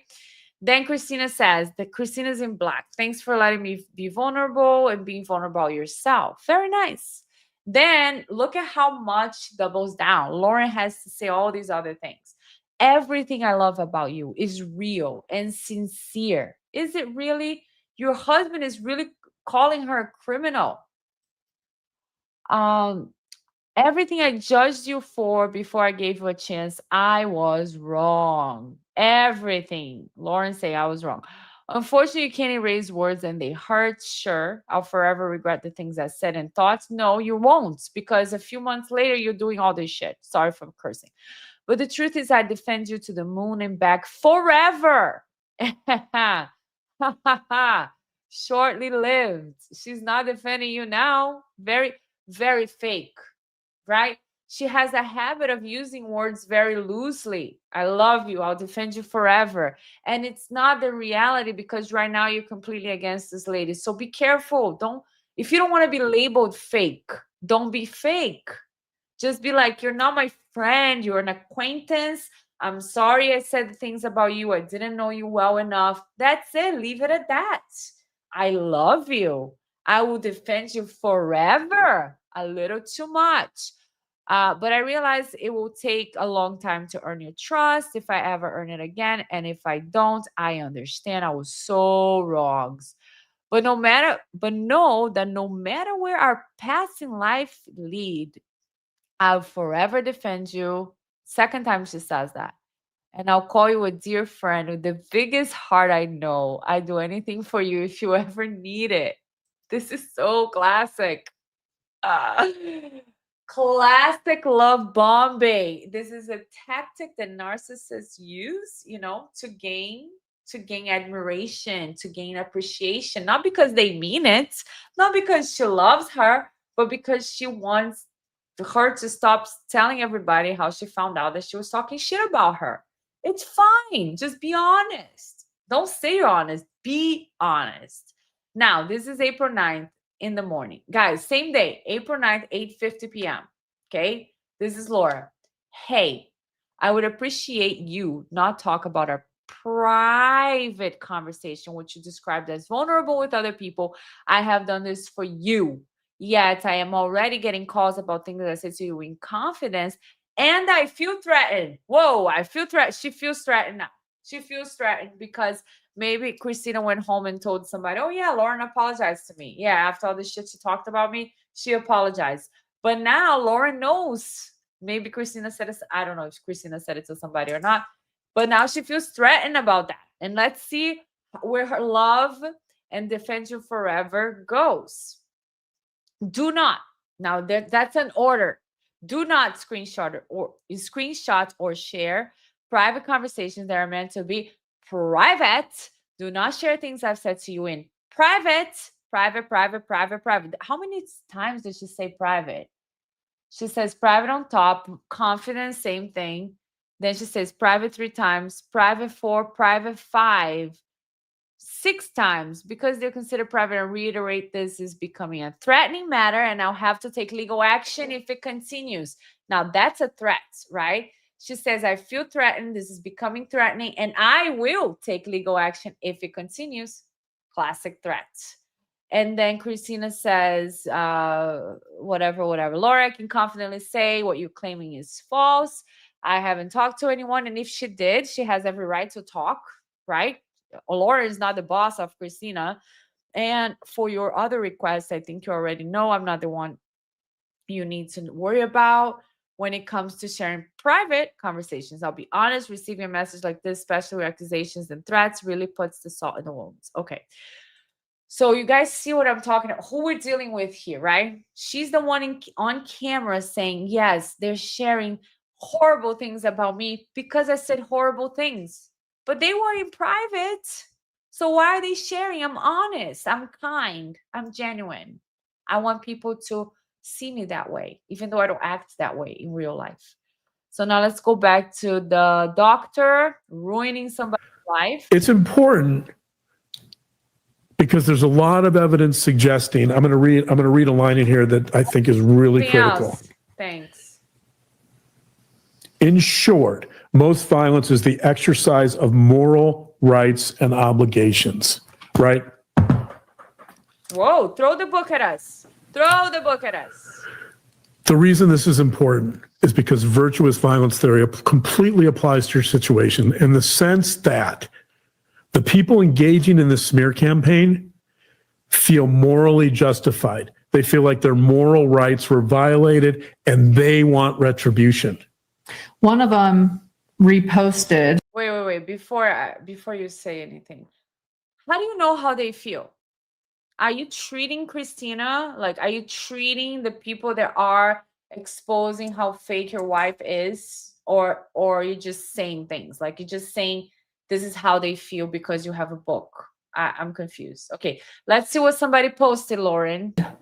On her TikTok that we should bring back public shaming. That's kind of what you're...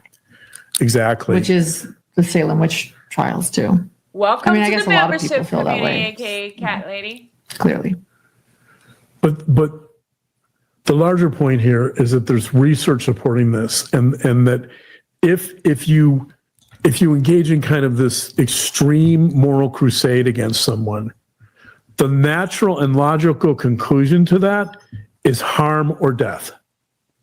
Wow. And if you think about the smear campaign, welcome, Michelle. So this is such a huge claim. This guy is completely out of his mind. And you see how disconnected he is? He doesn't even make eye contact to the camera. He doesn't make eye contact to her. He's literally inside his little book, and then he looks down. I mean, the claim that he's making is so huge. I can't believe it. I can't believe his channel is not, getting a hit. Not that I'm wishing that. I can't believe you're allowed to say that as a doctor who has not had a consultation with this lady. Seriously. Karina says, Christmas has arrived in Bianca's house. I see. Oh, yeah, honey. Oh, yeah, baby girl.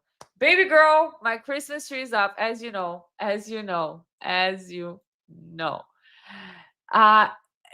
It's really disgusting what this guy's doing here. The stalker who began the TikTok. The stalker. Oh, I pacify. Let's stop for a little bit about the language. The see. I didn't even know I had a slide on it, but good, because the moment that he calls her a stalker, right? The power of the label calling someone as a stalker isn't neutral. It's pathologizing, meaning it's like calling it a disorder, a disease of some kind, accusation. It carries fear and moral disgust, especially because he is a psychologist. When a psychologist uses that word publicly, it also borrows clinical gravity, as if it's a diagnosis rather than a description or an opinion. So he's the speaker as an expert. The subject is the deviant, is the dangerous person. So even before any body language enters the frame, the word itself serves as a power move. But look at what his body does. When he calls her a stalker, he looks down, he covers his eyes. He does not want to see the reaction of the public from his claim. The see no evil reaction immediately happens to his body. So the tongue jut, as we can see, he's a big tongue jutter here. So he's doing a tongue jut and the eye release. So now we can possibly make a claim here, because earlier you guys were asking me, why does he tongue jut so much all the time? And I was saying that in some people, it could be part of their baseline. We don't know why some people do it. Some things in body language are universal.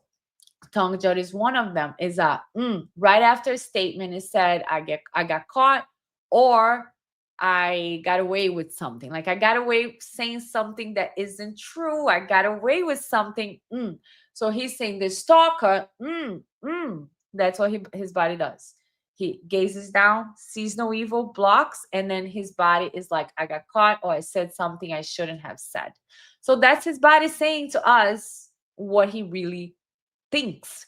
He's leaking emotional meanings to us, and he's saying things. So yeah, we can all say things, but our body language is very, very strong. So let's see the next. She says quite clearly. Look.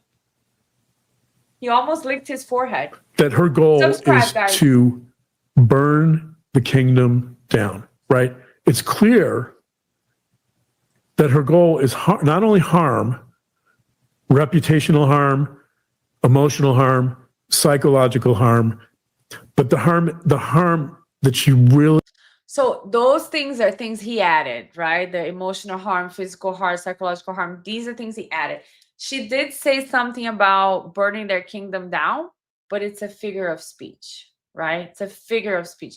Thank you so much, Michelle. Welcome. We are so glad you're here. You're going to love the chat. Jerry's like, did she lie? But where's the lie? Did she lie? You talking about Christina or you talking about Lauren, Jerry? Please, there's so many comments. I can't see where you started with the question. But yeah, anyways, let's keep going here with the burning the kingdom down. Really wants to affect is to ruin you and ruin your life and burn the whole kingdom down. Oh, right. Right. Okay.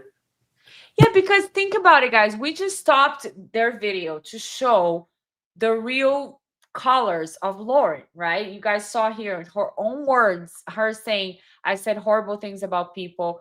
You guys saw her text messages, how fake she was in the same day, in the same breath, how she can say, I love you, and then how she can threaten you. You guys saw it. So we are exposing them the same way that Christina said, I'm going to expose them. I'm going to burn their kingdom down. Now, they're not a king or a queen, so they don't actually have a kingdom, but they're internalizing that. They're using that to say, see? And he's like really emphasizing the danger to her, like making her claims seem more real in her imaginary world. And he's like, see, they want to burn a kingdom down. They want to harm you physically, spiritually, financially, emotionally, which none of that is what Christina said, right? So Jerry's like, Christina, yeah, exactly. I don't know. I don't follow her. I don't see all her videos. I don't have TikTok. But from what I've watched here, especially what Lauren produced as evidence for us that was a threat, none of it was a threat. And none of it was a lie. Imagine how Christina feels after this lady pretends to be a friend and love bombs her to death. You're awesome. I love you. I'll defend you to the moon and back. I'll always have your back. And then she's talking shit on the same breath. Christina's like, listen, lady, I'm going to burn your kingdom down and expose your fakeness to everybody. Everybody's going to know how fake you are. And she's like, oh my God, they're going to know that I'm fake. But I want to be honest and kind and genuine. And I want to say all these good words because that's what I want you guys to see me as. And I want to portray myself as good and honest. But I don't know how to be honest because I love bomb and then I call them names and I threaten them, but then I say they threaten me. But how do I live? Okay, I'm going to call my husband. He's going to come here. He's going to read some books and he's a doctor. He's a PhD psychologist. So he's going to convince you guys that I'm in danger. That's what's going to happen. But then we're like, no, we see right through your shit. That's not working. The goal.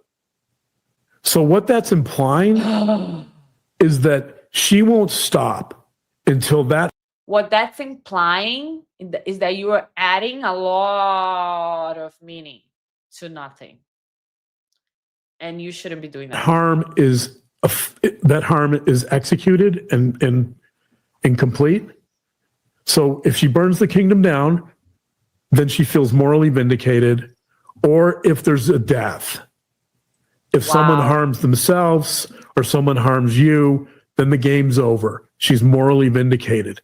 Here's the problem. Here's the risk. This is why this is so risky and so important, because these people, these self-righteous,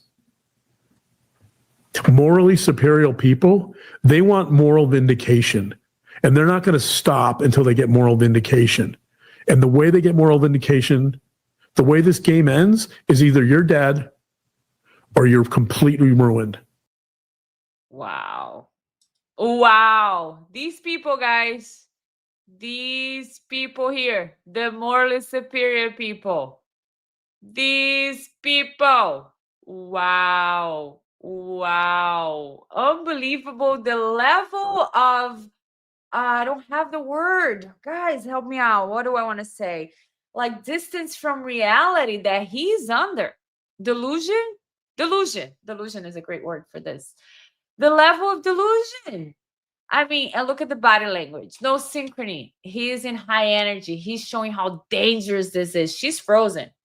She's performing. She's skeptical. Contrast. The more he escalates the rhetoric, the more she regulates her face. A balancing act for optics. Now, the audience perception, right? Together, they deliver a mixed message. The tone is different. He's saying that she wants you dead or ruined. And she is literally just doing the performative eyes. Wendy says, I'm having such a visceral reaction. It's really not the first time I've heard it, but every time I hear it, I just get frustrated with him and their behavior. It's serious stuff, guys. It's serious stuff what he's doing. And if it was anybody else, without a degree, without writing to the core, it's different. It's like entertainment. It's for YouTube. It's for effect. It's for drama. But he's saying, no, this is not drama. I'm coming here as a forensic PhD psychologist, and I am telling you guys, this lady wants you dead. She's frozen, all right. Ha ha. Ha ha. Okay, so let me get some of you guys here. Sharon says, I'm laughing so much. They're so pathetic. Ha ha ha ha ha. Yep. And the thing is, they don't see it. And one of the funny things that she said in her video was like, some of my friends told me just stop going online, just stop going online. And she's like, no, I have to. She did not do that. I mean, that's the easiest thing, right? Somebody's when I started my channel, guys, everybody makes negative comments, no matter what. There will always be somebody to make a negative comment. And with the internet is the easiest thing because you're hiding. Nobody sees your face. Nobody sees who you are. So people come and be like, I don't like this. I don't like that. I'm like, all right, great. Well, keep watching or go watch something else. Fine. It's a public, www.go-wherever-you-want.com. But sometimes if it's too, like if there are people that can be a little bit too much, saying a lot of things or cursing or whatever, or trying to put a message that has nothing to do with the channel, then you block them and you move on with your life. You don't go and you say, these are criminals, they're going to kill me or whatever. He's talking about themselves. Yeah, the self-righteous part to me was classic. Bells London says, I wonder if the three of them are trauma bonding in the lounge. Who is the third person? Oh, Grayson. Projection, delusion. Correct. Thank you, guys. I hope I am considered one of these people. These people. Self-righteous. Yeah, you guys. All right, let's keep going.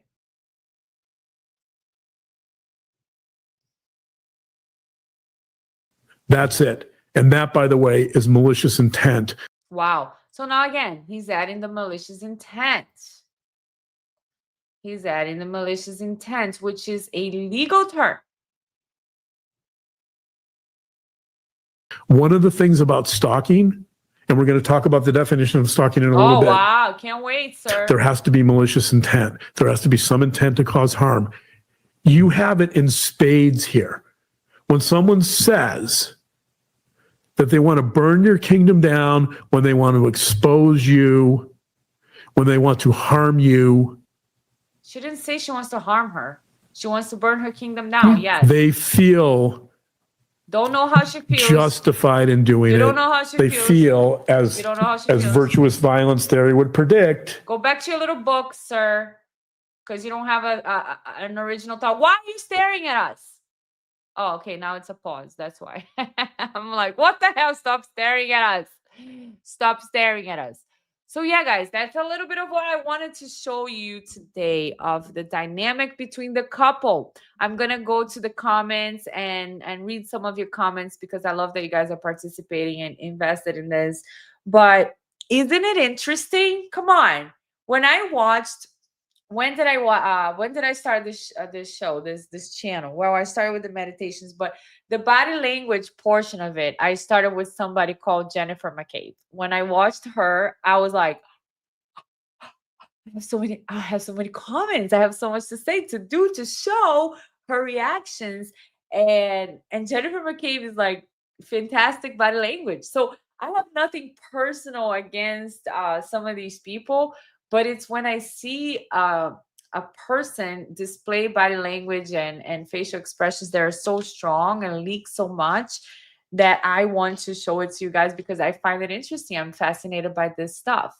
So when I watched her video, I was like, I was having the same reaction that Turtle Boy had when he made his first videos about her 9-hour live. I was like, no, that's bullshit. No, that's what you do. Why are you so mad? Why are you so mad? Law and Crime is going there to record this. That's what you do for a living. Like, you comment on other people's tragedies.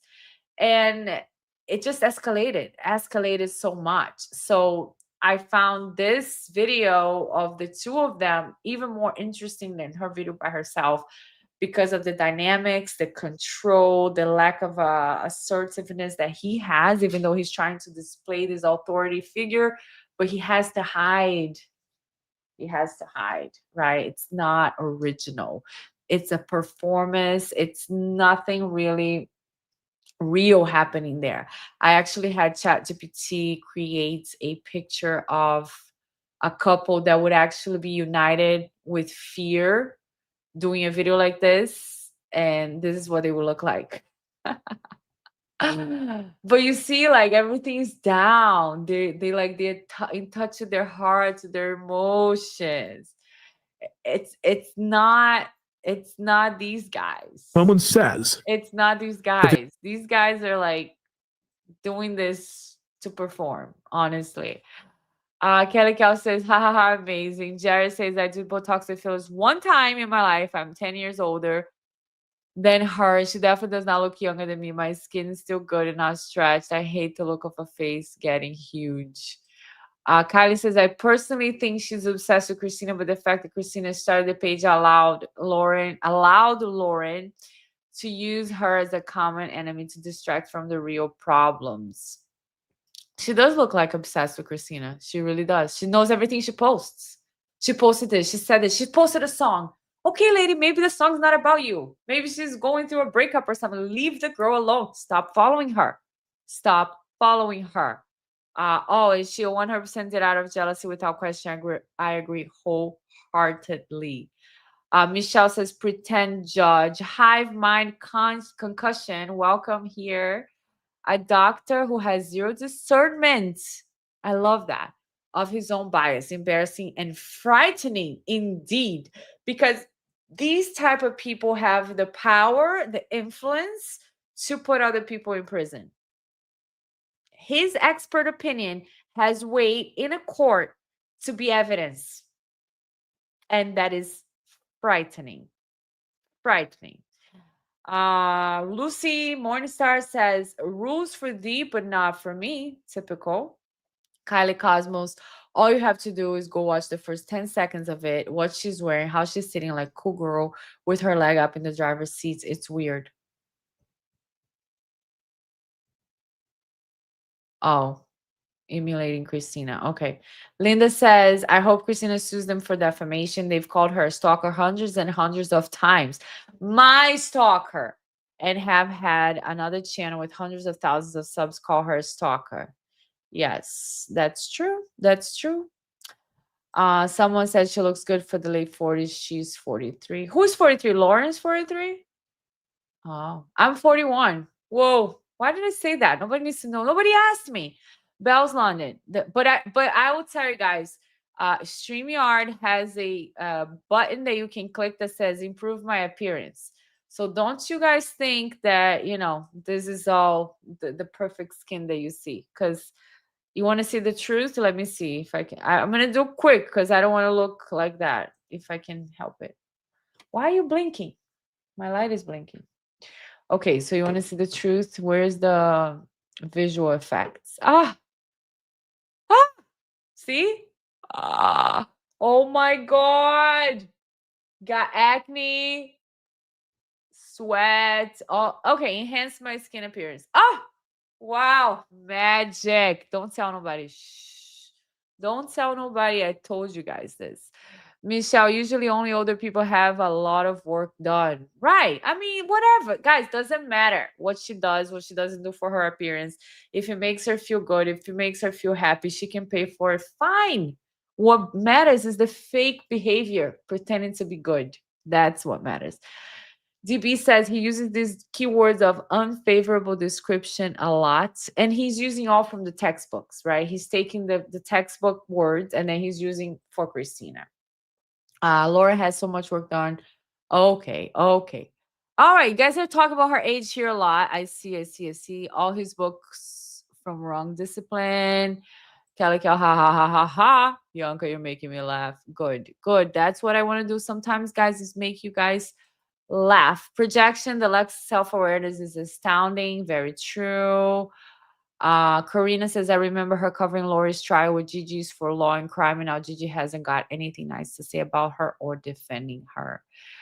Yeah, lots of things, guys.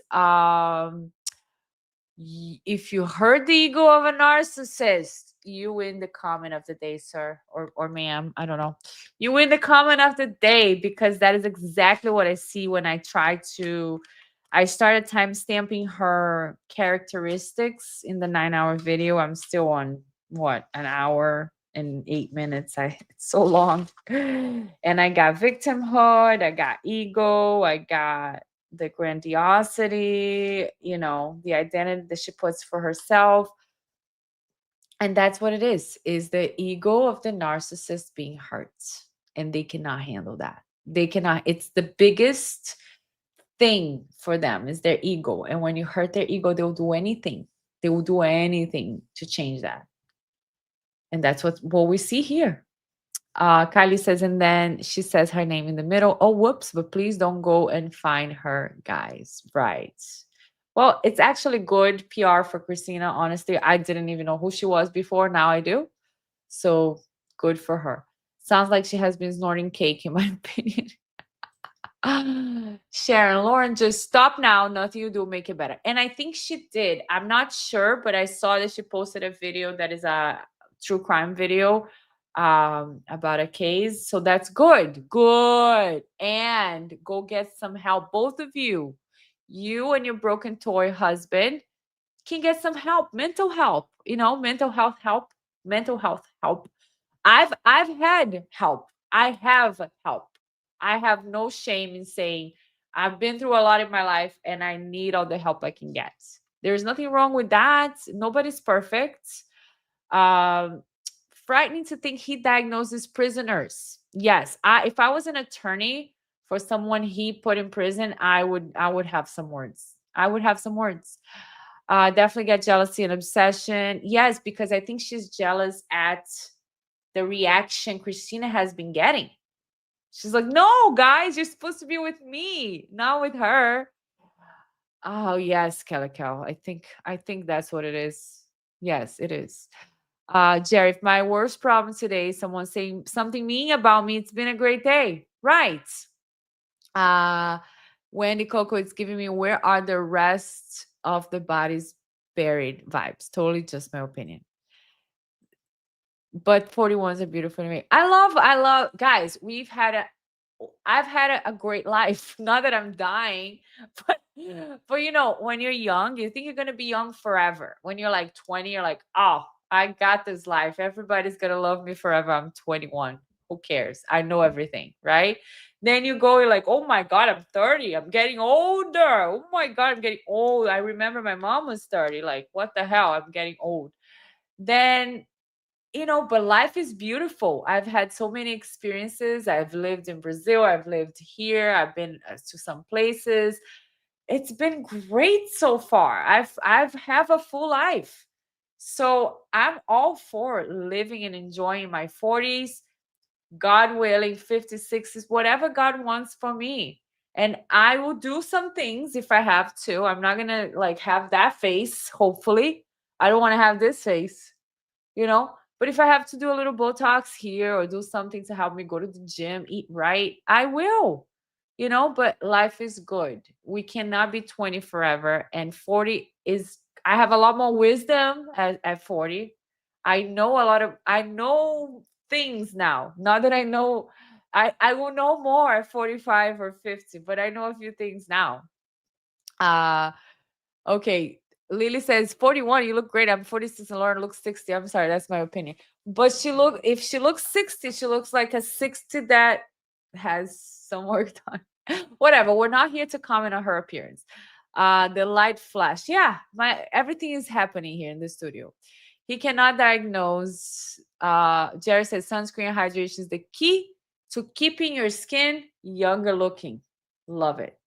Love it. Love it. So yeah, guys, what are we gonna do? Oh, you guys saw me without the filter. Look at this. Ha ha ha ha ha. Thank you. You better tell me these things because I love you guys too. Doesn't matter, right? What matters is in our hearts. And when you're a good person with a great personality and you're genuine and you care about people, isn't that attractive? Like I know people that at first I wouldn't be like, wow, this person is good looking or anything. But once I got to know them, I'm like, wow. And if he was a guy, I was like, oh, I'm kind of attracted to this guy because the personality, the heart shines through people. And that is what I love the most because I love people. But when you meet somebody who is angry and mean and egotistical and kind of like full of bad stuff inside, you get a bad vibe. You know, you're just like, I don't know. You know, I don't know. Brad Pitt though. Brad Pitt was the best moment or what? We had a moment of Brad Pitt. You look the same. No, I don't pretend, Judge. Let's pretend that that's correct.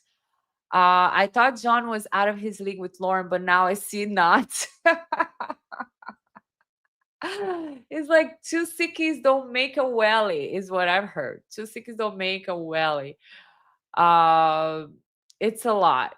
It's a lot, guys. But I'm so happy that we were able to share this moment together because it's been interesting and fun. And I love psychology. I love body language. I think that human beings are very interesting. And I love doing these things, these slides, and looking at the micro expressions and coming here and sharing with you guys. So thank you so much. And I will see you guys next time. Okay, we'll keep watching. Hopefully they won't go after Christine anymore because it's really becoming something embarrassing. And hopefully we don't have to cover anymore Dr. Mathias and Lauren. I might still do some character traits for her first video, but who knows, right? Let me know, guys, what you think in the comment section. I can't talk anymore. Thank you for being here. Subscribe, like, share so that we can grow as a community and I can have more motivation to create more videos for you guys. Let me know if there's any cases that you're interested in or any episodes of anything that you see that you want to know about the body language. And I'm really grateful for sharing this time with you. Have a wonderful, wonderful Sunday. See you next time.